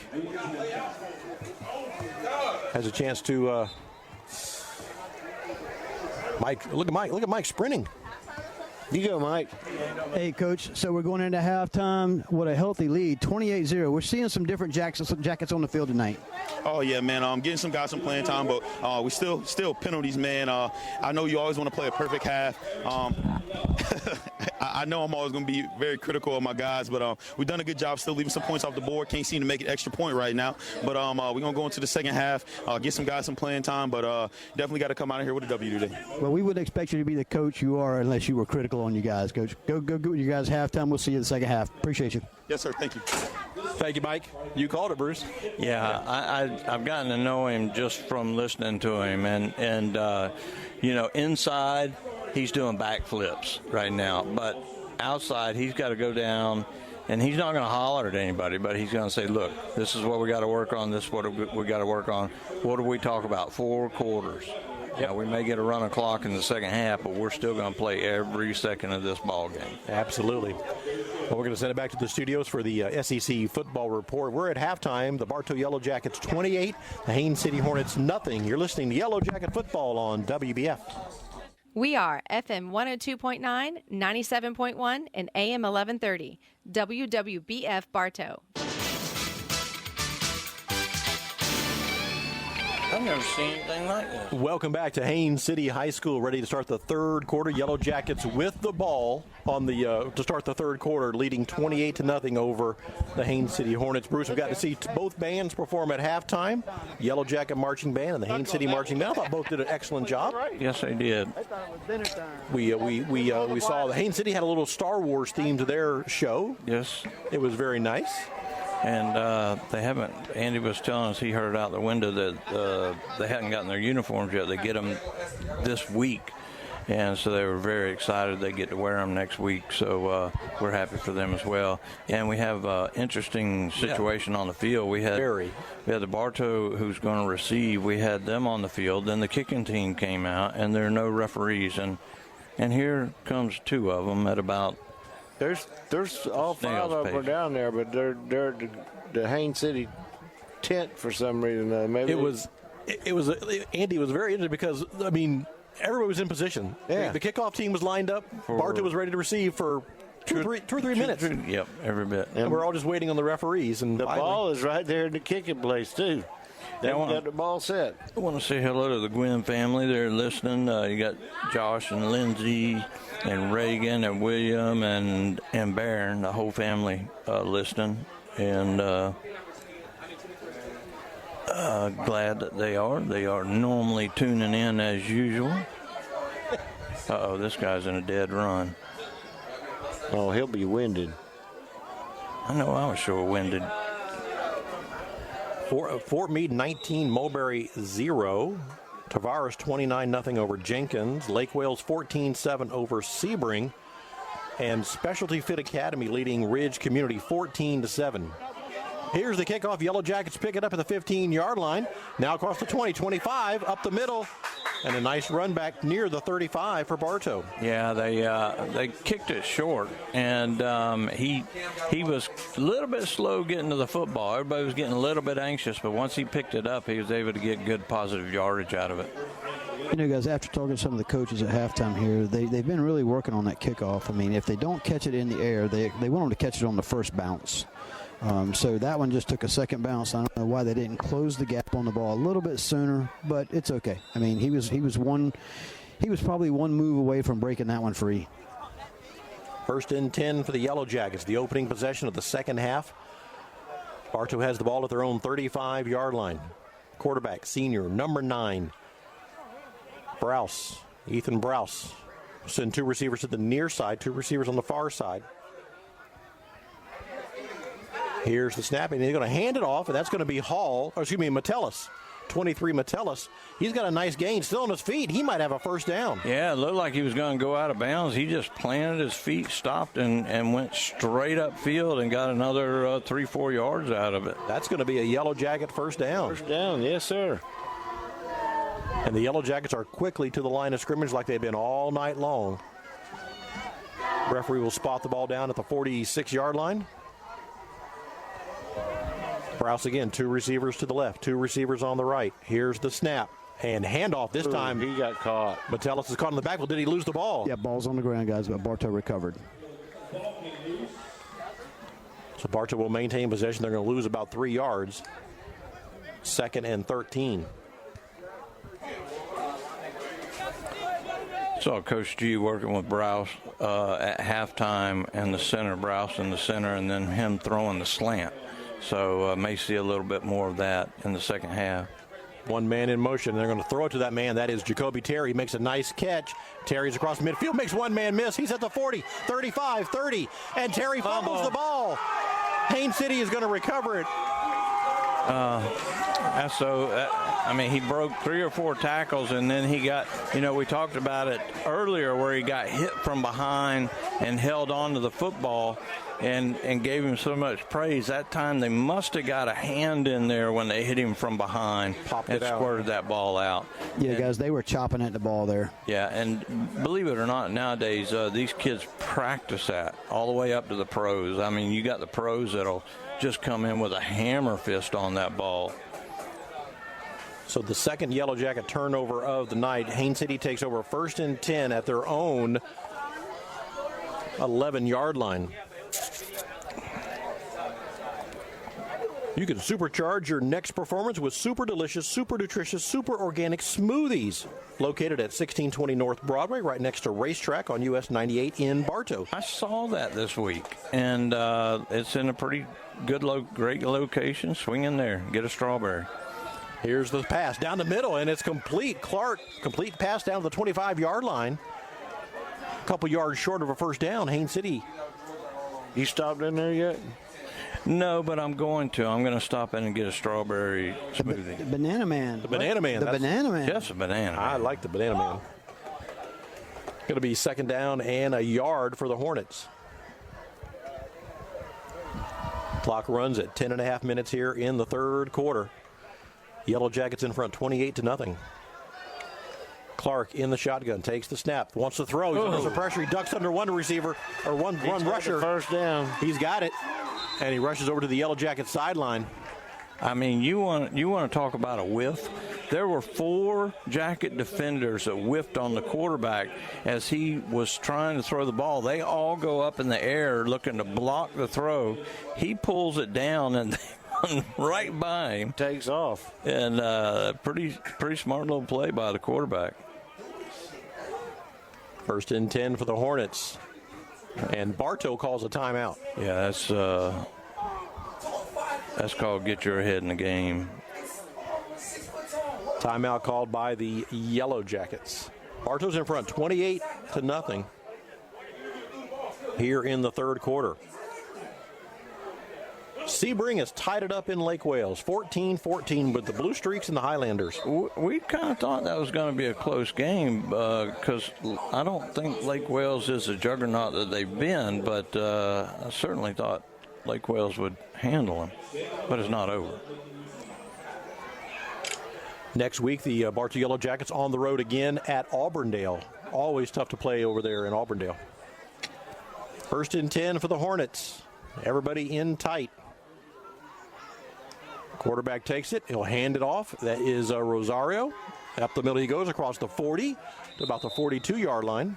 Yeah, they're just playing smash mouth football right now, guys. And this is when you get a big lead like this, and the coaches can talk to you and everything else, but when you're young like that, it's hard for you mentally to think that this is a tough ball game. And they've forgotten these first few plays that they are playing a football team, and they better tighten them up. Yeah, if they don't tighten up, they're going to regret it. Second and about 6 here for the Hornets. Ball at their own 41-yard line. Clark is the quarterback for Haines City. He takes the snap. He's going to hand it off Rosario. He's met in the backfield, thrown for a loss all the way back to the 39. That's a great job right there. Again, number 17. That's Bell again on a great play coming from that defensive end spot. We have just been year in and year out blessed with revolving door defensive ends and call their names out all the time. Third down and 7 here for the Yellow Jackets. For the Hornets. Clark is the quarterback. He's a senior for the Hornets. He's in the shotgun. He takes the snap. He wants to throw. He's under a lot of pressure. He's going down. Sacked back at the 34-yard line. And that was Bell again as he got the pressure from the left side from Thomas. And that just pushed him right into Bell. Bell will get credited with the sack, but that was definitely 2 people in on that. Andy, exactly the way you wanted to see them respond. Forcing a punt. Oh, yes. We should have been scored by now. Fourth down, Haines City dropping back in punt formation. Battle all set to receive the ball back near the 35-yard line. Haines City with an interesting punt formation. Here's the snap, and they block it. Bartow blocks it. Yeah, he got it, guys. He got it. Yeah, that was Bell. Bell's all getting all. He's all over the place this second half. Yellow Jackets will take over first and 10 at the Haines City 27-yard line. First and 10, Bartow. Our great public address announcer, Pat Pittman, says we're sounding great, and go Jackets. And we always agree with you, Pat. We're in there, bud. Yes, sir. About the sounding great part, right? Mm-hmm. Yeah. Browse will bring his offense to the line of scrimmage. First and 10 for the Yellow Jackets at the Haines City 27-yard line. Bartow just blocked a punt Twins left, twins right. Metellus in the backfield. Browse drops straight back, throws a slant across the middle. He's got Terry, and Terry with a nice catch at the 15-yard line. Yeah, that was a perfect throw. He hits him right in stride, allows him to keep going. Good coverage. The safety comes up and makes a hit right away, Mike. But good pitch and catch there. Yeah, and the thing about it was he really didn't wrap Terry up. He had just had enough momentum that when he hit Terry, it took Terry sideways off his feet. Looked like he's trying to strip that ball in the process. Spotted at the 14-yard line. Metellus up the middle. He goes in a burst of speed across the 10 to the 8. It'll be second down for the Yellow Jackets. And again, Bartow all night long have been quickly to the line of scrimmage in a hurry-up offense. 2 receivers to the left. 2nd and 5 for the Jackets. Terry in motion. Here's the snap again. They're going to go quarterback keeper. He's got a lot of room. Does Browse. Makes one man miss at the 5 and dives to the end zone. Touchdown, Bartow. Yes. Again on the read option. That time he pulls. They do get the outside contain and push him inside, but he's able to make a good enough move and has enough speed to get into the end zone. Great job by the senior quarterback. 7 minutes left in the third quarter, 34-0 now. Bartow over the Haines City Hornets. It would be really nice if we could get a snap. Well, it looks like they're going to go for it, too. Oh, there's Meyer. Meyer jogging onto the field for the extra point. Yeah, they're going for it, guys. Oh, they're going to go, okay. That was Browse coming back on. Browse, okay. Still working on the glasses. 2-point conversion attempt here for the Yellow Jackets. And the snap was not ready. And Bartow was forced to cover it up at the 10-yard line.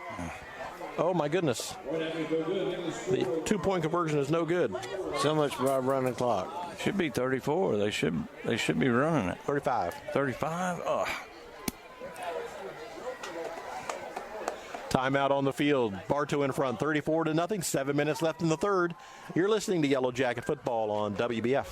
This is Jonathan Jester with Citrus Air Conditioners. Do you ever worry if you're getting the best service for your money? If you live in Bartow, you no longer have to worry. We will give you a second opinion for free on any AC work you're considering. Call 534-1171 or Google Citrus Air. Well, Budget You Pull into Bartow makes it easy. They're open every day of the week from 8 to 4:30. At Budget You Pull, we also offer carts, wheelbarrows, and hoists for use with no extra cost. Just bring your own tools. We sell all of our used tires for just $20 a piece. Budget You Pullin', Highway 60 East Bartow.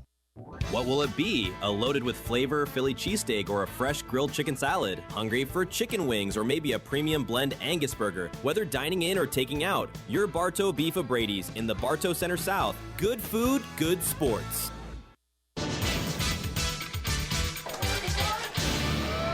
Here's the kickoff, taken to the 15-yard line by the Haines City Hornets. They're across the 25, across the 30, and brought down near the 32.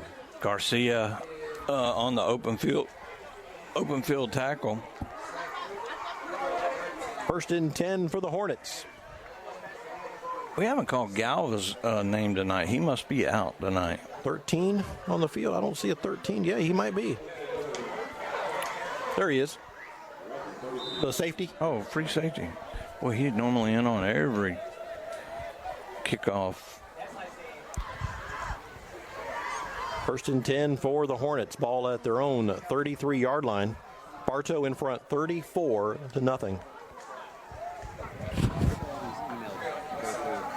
Haines City's going to send 3 receivers on the far side of the field. And Haines City's forced to call a timeout because they broke the huddle with 12 players. And one quickly came off the field. So timeout. Haines City, 6:54 to play. Halftime score, the Fort Meade Miners 19, the Mulberry Panthers 0. Is Coach Peavy still with us? I'm sure. Yeah, he's watching the race. Lake Wales and Sebring tied at 14 at the half over at Legion Field. Lake Gibson leads Dunellen 7-6 in the third quarter now. Specialty Fit Academy is playing right down the road, or right up the road, I guess, in Ridge Community. And Specialty Fit is in front of the Bolts 14-7. Interesting. Bruce, your boy Connor is in first place right now, too. That's incredible. And Tavares leads Jenkins 36-0. That's running clock over there. First and 10 for the Hornets. They set up a little screen, and it's complete, but it's only going to pick up 2 or 3 yards at the most. Yellow Jackets read that well. Josiah White, a little slow getting up, but he gets a hand, rubbing that cramp out of his calf. Gain of 3. It'll be 2nd down and 7 here for the Jackets. He's going to the sideline. You're in the 4th game of the year, and you're cramping. That means you're not doing what Coach told you to do. Hydrate, hydrate, hydrate. 2 receivers on the near side of the field. 1 man in motion for the Hornets. Here's the snap to Clark. Clark looking to throw. He's under some pressure. Now he slings it across the middle of the field. The pass is caught at the 45-yard line. That's going to be enough for a Hornet first down. Man, that was a huge hit by Battle.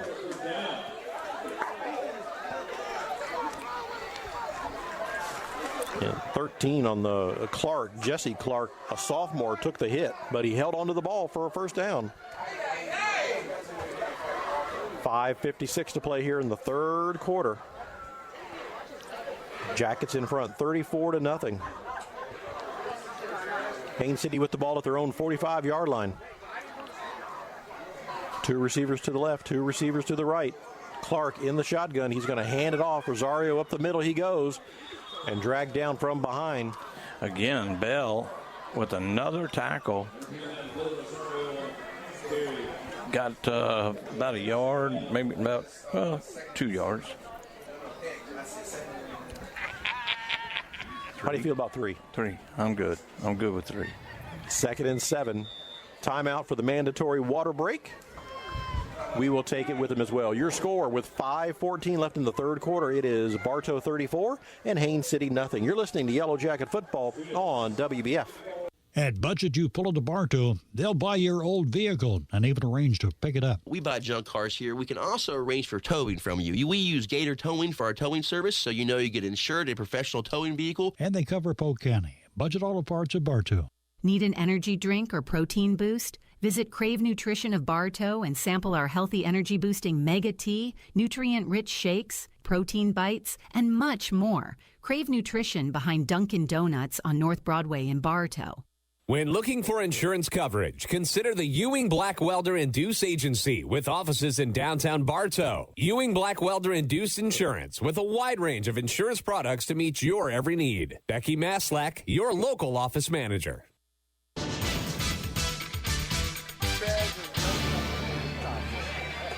Welcome back to Haines City High School. The Yellow Jackets in front of the Hornets 34-0. We're in the 3rd quarter, 5:14. Haines City with the ball facing a 2nd and 7. They're going to hand it off again to Rosario up the middle. It looks like he's going to be stopped right about midfield. Going to be 3rd and about 5. Yeah, I mean, it looks like Haines City came out here to play some football in the second half. They've got a good talking to and certainly look like a different team so far. 3rd and 5 in the shotgun is Clark. Again, he hands it off to Rosario. Up the middle he goes. It's not enough for a first down. He'll pick up 2. It'll be 4th down and about 3. They'll go for it here.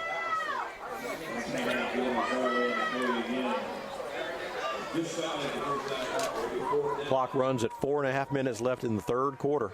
They had different coaches talking to different units down there in the end zone. Yes. At halftime. Twins left, twins right.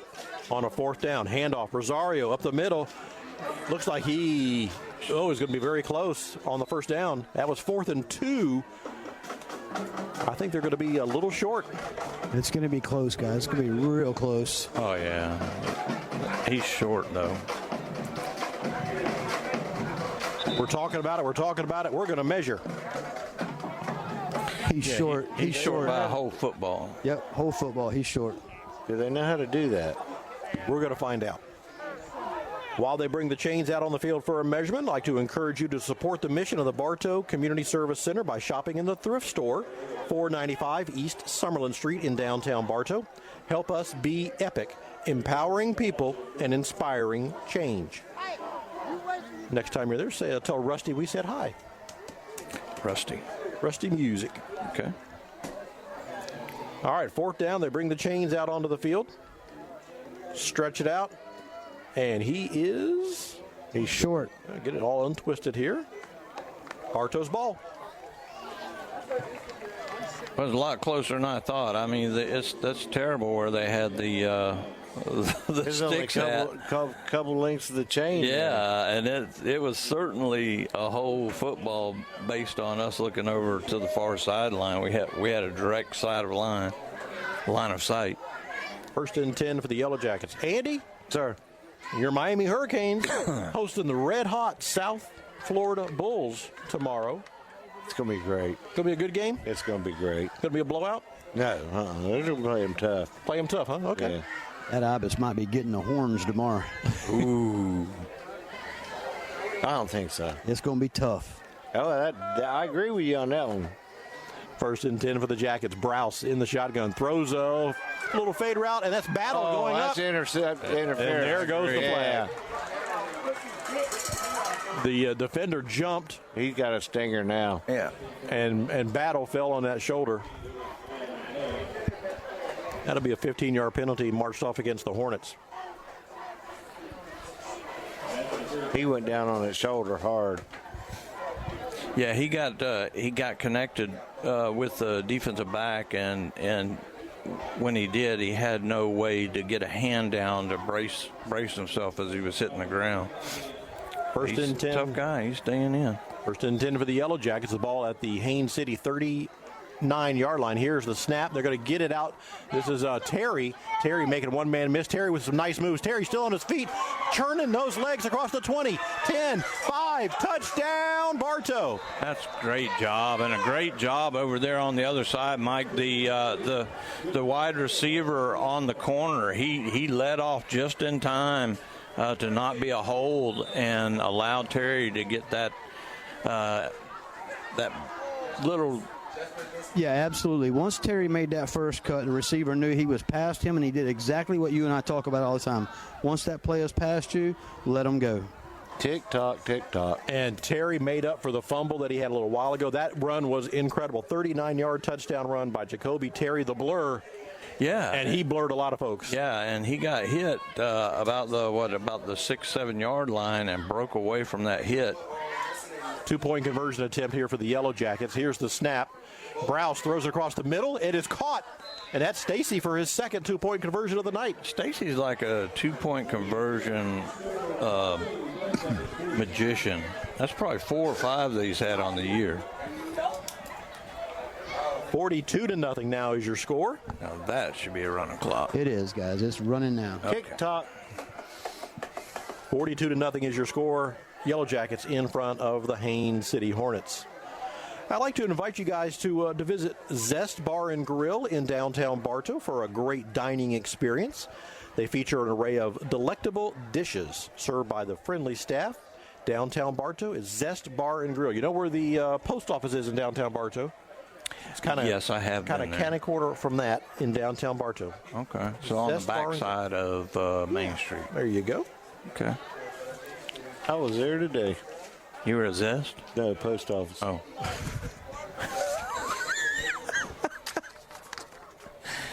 Oh, Mike. Mike's bow. I can see Mike from here. He's got his head down, staring at the grass.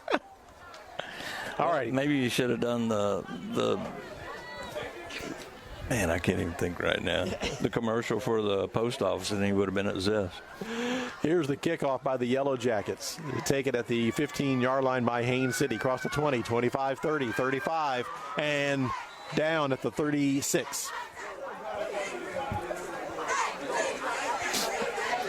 Yellow Jackets in front, 42-0. Next week, the Bartow Yellow Jackets continue the road trip. This is the first of 3 in a row on the road. We go to Auburndale, Bruce Canova Stadium, to take on the Bloodhounds. That's going to be a tough one. Yes. You guys get to climb them steep bleachers over there. Oh, my God. Actually, we're hoping to sit with the fans. Yeah, we'll be. Yeah, that's right. We'll be on the visitor side. Shout out to Miss Sandy Stinger listening tonight. Says, are we having fun yet? We certainly are now. First and 10 for the Hornets. Timeout. Timeout taken by Bartow. And that's the only thing that stops. Yeah, timeout should be the only thing that stops the clock. We'll take a timeout with them as well. 1:03 left here in the third. All Yellow Jackets, 42-0. You're listening to Yellow Jacket Football on WBF. I'm Taft Long, Finance Manager here at Thunder Chrysler Dodge Jeep Ram in Bartow. Let's not forget our transparent and fair pricing for all and never pay reconditioning fees or mystery dealer add-ons. Come in or call us today. Thunder Chrysler Dodge Jeep Ram. This is Jonathan Jester with Citrus Air Conditioners. Do you ever worry if you're getting the best service for your money? If you live in Bartow, you no longer have to worry. We will give you a second opinion for free on any AC work you're considering. Call 534-1171 or Google Citrus Air. Looking to improve your home's curb appeal? Call Evolve Contracting today at 863-537-7537 for your lawn, landscaping, irrigation, and tree work needs. You can also visit us at evolveyourlawn.com. Second down. Here's a pick six by the Yellow Jackets. The defender stepped right in front of it. That's number 7. That is Adams, who just stepped right in front of the pass. Yeah, I'm shocked they haven't thrown a flag on that. Yeah, I'm surprised they didn't, guys. I really am surprised they didn't throw that because he did turn around and kind of taunt at him. And he did a little flip out the end zone into the... Well, he about lost his footing is what happened, and he had no choice but to take the little flip. I didn't think he was going to trip and not score for a minute. So a pick six by the Yellow Jackets. Bruce, that was an awesome defense play. He just read the quarterback's eyes. Absolutely. Yeah. And that's when you're comfortable enough to be in a zone, you can really do that. They've thrown that pass two or three times tonight, and Mike had even mentioned earlier they're going to get to that. So now we're going to bring on Meyer and the extra point team. Wait a minute. Are they going to make him go at the other end because the clock is at 0? Oh, okay. So it should be played here. I agree. It should be played here. The touchdown was scored here. It should be played here. Yeah. All right, so they're going to walk to the other end of the field and try the extra point attempt. They need their exercise. Reminder, coming up tomorrow night, 6:30, NASCAR Cup Series racing from Bristol, the night race in Thunder Valley. 500? The Food City, yeah. Food City. Bass where, yeah. Food City 500, yeah. And then Sunday afternoon, because we're racing Saturday night for the Cup Series, that means Sunday's wide open. So how about some NFL doubleheader for you on Sunday afternoon here on WBF? I bet you got some great teams. I got some good. How about the Detroit Lions, who are looking for a win? Yes. Against the Chicago Bears, who maybe should have had a win against the Vikings on week number 1. That's the 1 o'clock game for us. And then we're going out to Arizona. Kyler Murray. That sounds exciting. And the Carolina Panthers will be. Absolutely. Mike, did I sell it? You did. Tom's going to have that jet ready to go, right? There you go. I tell you what, Bryce Harper is it? No. What? Bryce Young? Bryce Young. He fell back into Bryce Young mode. He looked terrible. All right, so now we're at the other end to try the extra point. Meyer has his formation set. Browse is the holder. Kicking now toward the south end zone. Here's the snap. The kick is up, and it is no good. No good. Pulled it left again.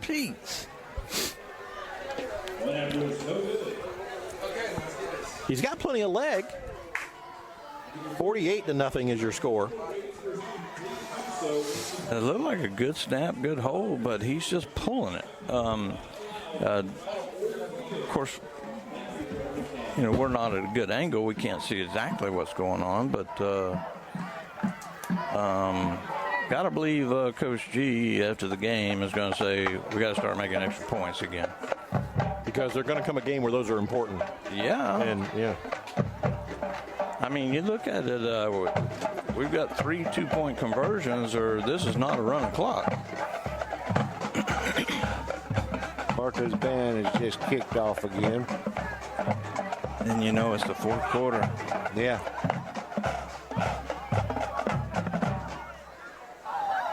Clock runs at 10 minutes and 45 seconds and counting here. Yellow Jackets in front, 48-0.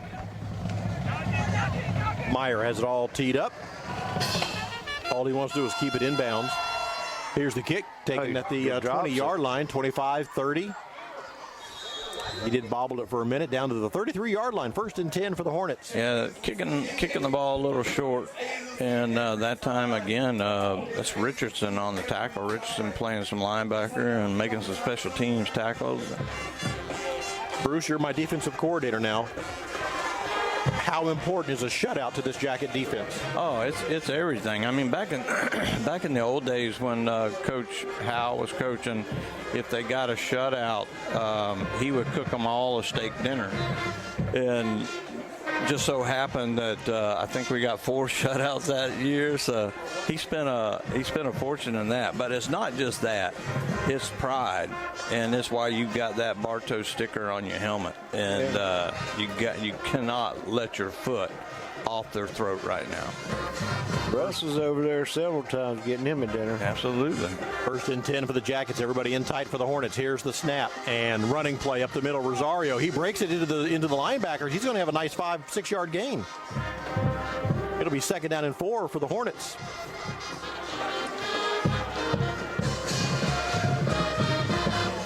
Bruce, we're seeing our regular defense on the field. There's a lot of very familiar numbers. Yeah, there's some new ones. Yeah, we do see some 44 and a couple others, but for the most part, it's still our starting defense, and they need to act like it. 2nd down and 3. Here's the snap, and it's going to be Rosario again. Tries to turn the outside corner. He does. He's got a 1st down for Haines City near the 45-yard line. And that was a great job that time by number 44, who is Dijon Tolley, and he's playing defensive end. Not only did he turn that back to the inside, not allowing him to get to the outside, but he made the tackle on the way. 1st and 10 for the Hornets, the ball at their own 45-yard line. And Tolley is a very well-known name at Bartow High School. Clark is the quarterback. He's in the shotgun. Everybody in tight. There is one wide receiver on the far side of the field. And Clark calls for the ball. He's going to hand it off again. Rosario up the middle. He goes again. 2 hands on the ball. He'll get about 3 yards on the play. Yeah, Haines City it's not that they've given up or anything. They've just decided that they're going to play smash mouth football. They're putting everybody in close except one receiver. They got a fullback in, and they're just more people up front than the Jackets can handle. They need to slide these linebackers up. You got free safety help deep, so you can bring those linebackers up. 2nd down and 6 here for the Hornets. From the shotgun is Clark. He'll hand it again. Nope. Yep, hand it off this time to Rosario. He tries to bust to the outside, but Bell is over there. He'll pick up about 2. It'll be 3rd down and 5. Yeah, he was able to get, he had a little bit of leverage on Bell and able to get a little bit of yardage from him, but then Bell got some help and stopped him right there. Yellow Jacket band just having a blast over there on the side. Yeah, as they should. I mean, this is a big score and something we haven't seen in a couple of years from Bartow. So everybody's a little excited right now. 3rd and 5 for the Hornets. Ball at midfield. 6:44 left in the ball game. Here's the snap, and it's going to be a handoff. He doesn't go anywhere that time. Nope. Stopped right at the line of scrimmage. 4th and 5 for the Hornets. Actually, he lost about a yard. He did, Andy. Thank you. Yeah, he lost a yard. 4th and 6. Caden Burnett, number 10, was in on the tackle there.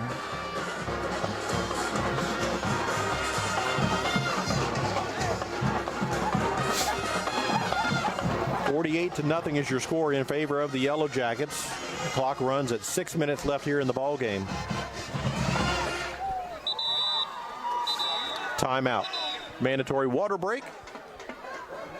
We will take a timeout as well. 48-0, Yellow Jackets in front. You're listening to Yellow Jacket Football on WBF. Russell Hernandez here at Kelly Buick GMC. We're proud to be a sponsor of sports broadcast on WBF. From the Jackets to NASCAR. We have 2 Polk County locations and are the #1 Buick GMC certified dealer in the Southeast. KellyBuickGMC.com. The Whidden McLean Funeral Home of Bartow and the McLean Funeral Home of Fort Meade is family-owned and takes pride in offering your family personal attention and distinctive services that truly honors the life being remembered. Our family serving yours. You've heard the expression, try it before you buy it, right? Well, at Keith's Spray Service, they won't ask you to sign a long-term contract because they're confident that you'll want them to keep coming back to care for your delicate ornamentals and lawn treatment. Keith's Spray Service, for over 50 years.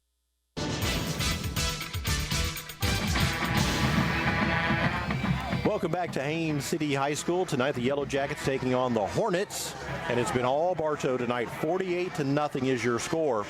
I want to say hello to Rosa Lalonde. She is listening. They are listening and saying, sounds really good to be in a game. Oh, he's got a first down and some. Quarterback draw. He wanted to pass, but he couldn't find anybody down the field, so he just took off running. He's going to get a first down into Yellow Jacket territory to the 38, or the 39, rather. Rosa listening? Rosa, I imagine her, I believe her husband's name is Bill. If I got that wrong, Rosa, please forgive me.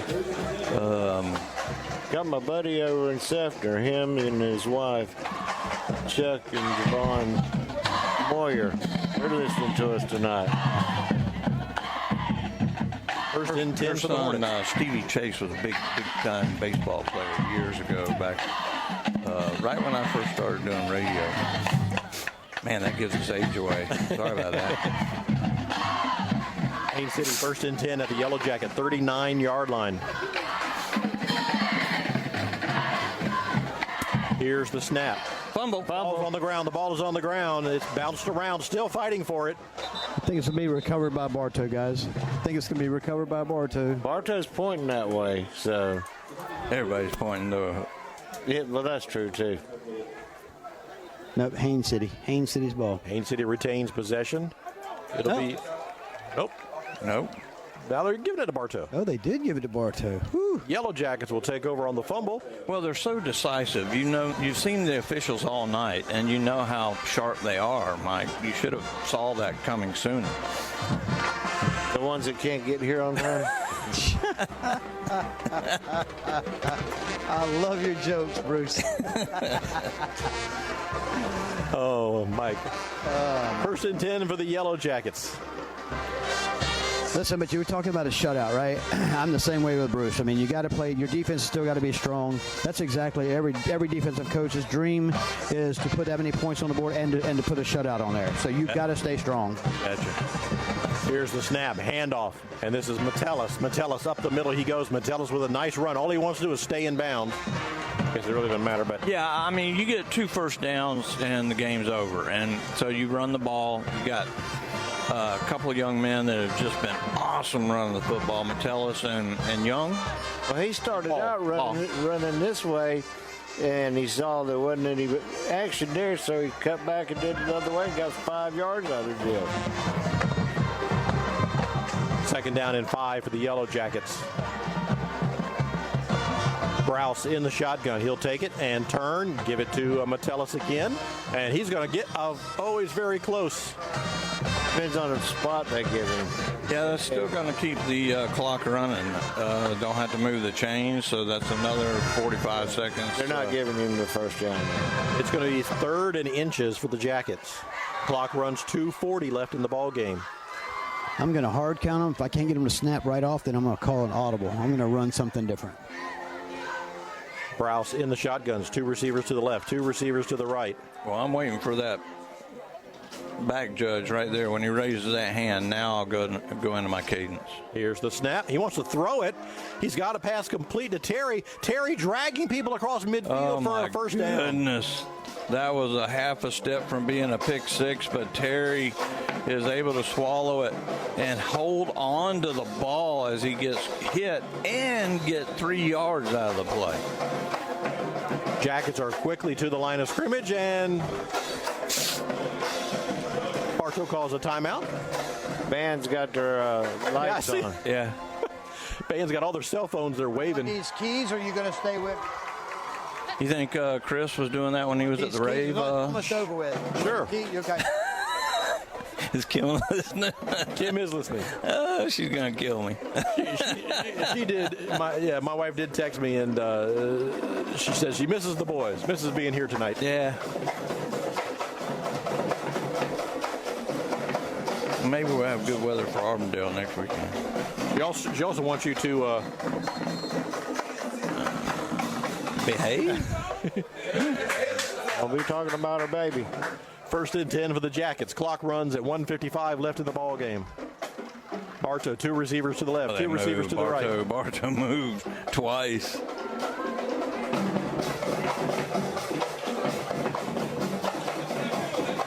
And here's the snap. And it's going to be a handoff. That is... Don't do that. Is that Hall? Yeah. That was number... 21. 21. Hazelton. Why is the clock stopped?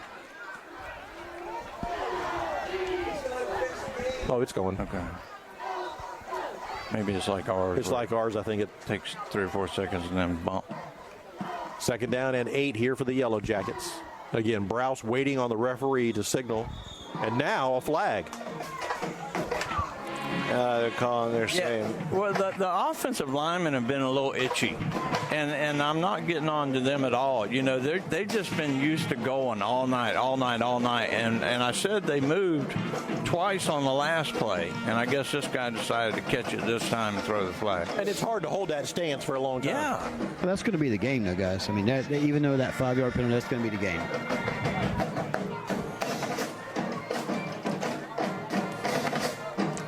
You could take a knee right here. Yeah, I would. I think you have to snap it one more time. Browse has it to the line of scrimmage. It's 2nd down and 12 for the Jackets. And Browse will take it, and he's going to hand it off, and he's going to let that's a new runner. That's 23. 23, that's Metellus, so that'll be your ball game right there. 13 seconds. Yep. That's the ball game. Yellow Jackets will even their record at 2-2 with a shutout victory tonight over the Haines City Hornets, 48-0. That is your final score. We'll be right back to wrap things up, get a talk with Coach G. That's coming up. You're listening to Yellow Jacket Football on WBF. Oh my gosh, have you heard what everybody is whispering about? Our jewelry, of course. It's Emily from Spath Jewelers. We're your jewelry family. So come see us. Spath Jewelers in Bartow and Valrico. For over 50 years, Keith Spray Service has been serving Polk County with specialized treatment of delicate ornamentals, including rose bushes. Want to learn more about the treatments of ornamentals as well as expert lawn care? Call Keith Spray Service. They keep changing the rules on taxes, and the financial experts at SR Wright & Company will make certain your return is properly prepared and you receive all the deductions you're entitled to. Steve Wright & Company on Avenue H, southeast in Winter Haven. Welcome back to Bartow Yellow Jacket Football. The Jackets winners tonight, 48-0 over the Haines City Hornets. Bartow improves to 2-2 on the year. Haines City will drop to 1-3. Jackets next week are on the road at Auburndale to take on the Bloodhounds. Bruce, we played 4 quarters tonight, I think. I think so. I think they did. You know, they had a chance. They had a really chance to stumble a little bit. They came out a little lethargic in the second half, but then they put it all together and played good defense, did what they were supposed to do, got the running clock and got this game. And Mike's probably fixing to grab Coach G. He's making his way to Mike right now. Let's go down to the field. Act like you've been here before. All right, guys. Some final instructions to his squad. Come here. And Coach is he needs to. All right, guys, so down here on the field, Coach Morrell offensively, 48 points on the board. Defense kept them off the board all night long. Good game for us, man. Kind of finished like we wanted to finish today. Still got to clean up a lot of stuff, man. Can't seem to put the ball through the uprights. Fumbled the ball in the second half, man. It's a good game for us, man. Good morale booster for us, but still some things to clean up, man. But I'm happy. I'm proud of these guys, man. So just going in next week, same work ethic. Got Auburndale. Coach, so we talk about it amongst ourselves all the time. Said everybody really taking a lot of liking to Coach G.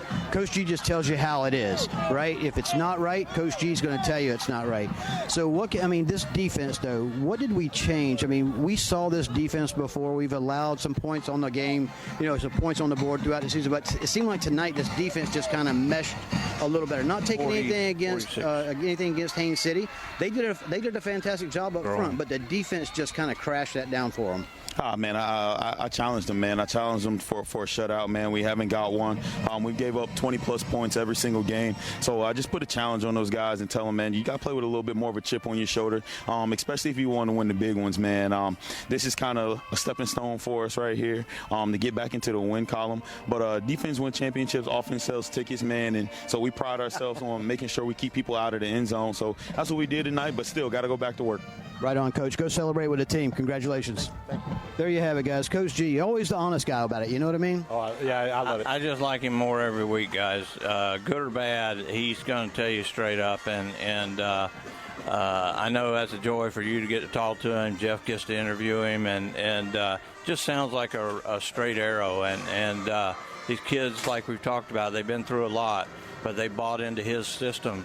And we're going to have a successful season. And he said something key that really I really like what he said. He said, defense wins championship, offense sells tickets. You betcha. I like that. That is a statement right there. For any head coach to make that statement, that's one heck of a statement. Final score tonight, Bartow 48 and the Haines City Hornets nothing. In the third quarter, it's Fort Meade 25, Mulberry nothing. A final score tonight, Tavares defeats George Jenkins 36-0. Woohoo! There's a good game going on in North Lakeland tonight. Dunellen trails Lake Gibson 7-6. Yes. Lake Gibson will be at Bartow Memorial Stadium on October 3rd. Also another good game over at Legion Field in Lake Wales. 14-14 between the Blue Streaks and the Highlanders. And I don't have anything on Lakeland Christian. Gosh, I wish I did. Well, you're really off on Lakeland Christian. I'm off on You got them. something against them. Not at all. Oh, well, Mike, I'm taking the Andy Express home tonight, so. Yeah, that's no problem, guys. I mean, I know we're gonna get there, right? As long as Andy gets you home safe. He'll get me home safe. As long as he gets you home safe to Miss Kim, and that's all that matters. That's all that matters. Well, we want to say thank you to the Haines City High School for their assistance in the broadcast tonight. Hope you can join us next Friday night with the Yellow Jackets travel to Auburndale, match up against the Bloodhounds. For Bruce and for Andy, for Mike, Elizabeth, our studio producer Tom, I'm Jeff. Thank you so much for listening. Hope you enjoyed the broadcast. Final score, Bartow 48, Haines City nothing. Good night, everybody. Good night.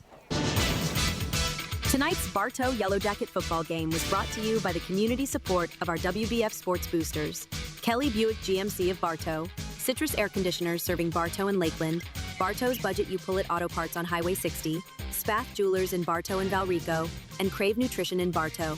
Yellow Jacket football is also sponsored by Whidden McLean Funeral Home in Bartow and Fort Meade, Ewing Black Welder and Deuce Insurance of Lakeland, Beef O'Brady's Sports Pub in the Bartow Center South, and Evolve Professional Landscape Management. Tonight's game was also brought to you by 360 Perspective Partners of Lakeland, specialized landscape treatments from Keith's Spray Service of Bartow, certified public accountants S.R. Wright & Company of Winter Haven, and Thunder Chrysler Dodge Jeep Ram of Bartow. For game schedules and archived broadcasts, please visit our website at wwbf.com or subscribe to our podcast, WBF Sports, on your favorite podcast service. Plus, you can follow us on social media. Bartow Yellow Jacket Football is a special presentation of WBF Sports.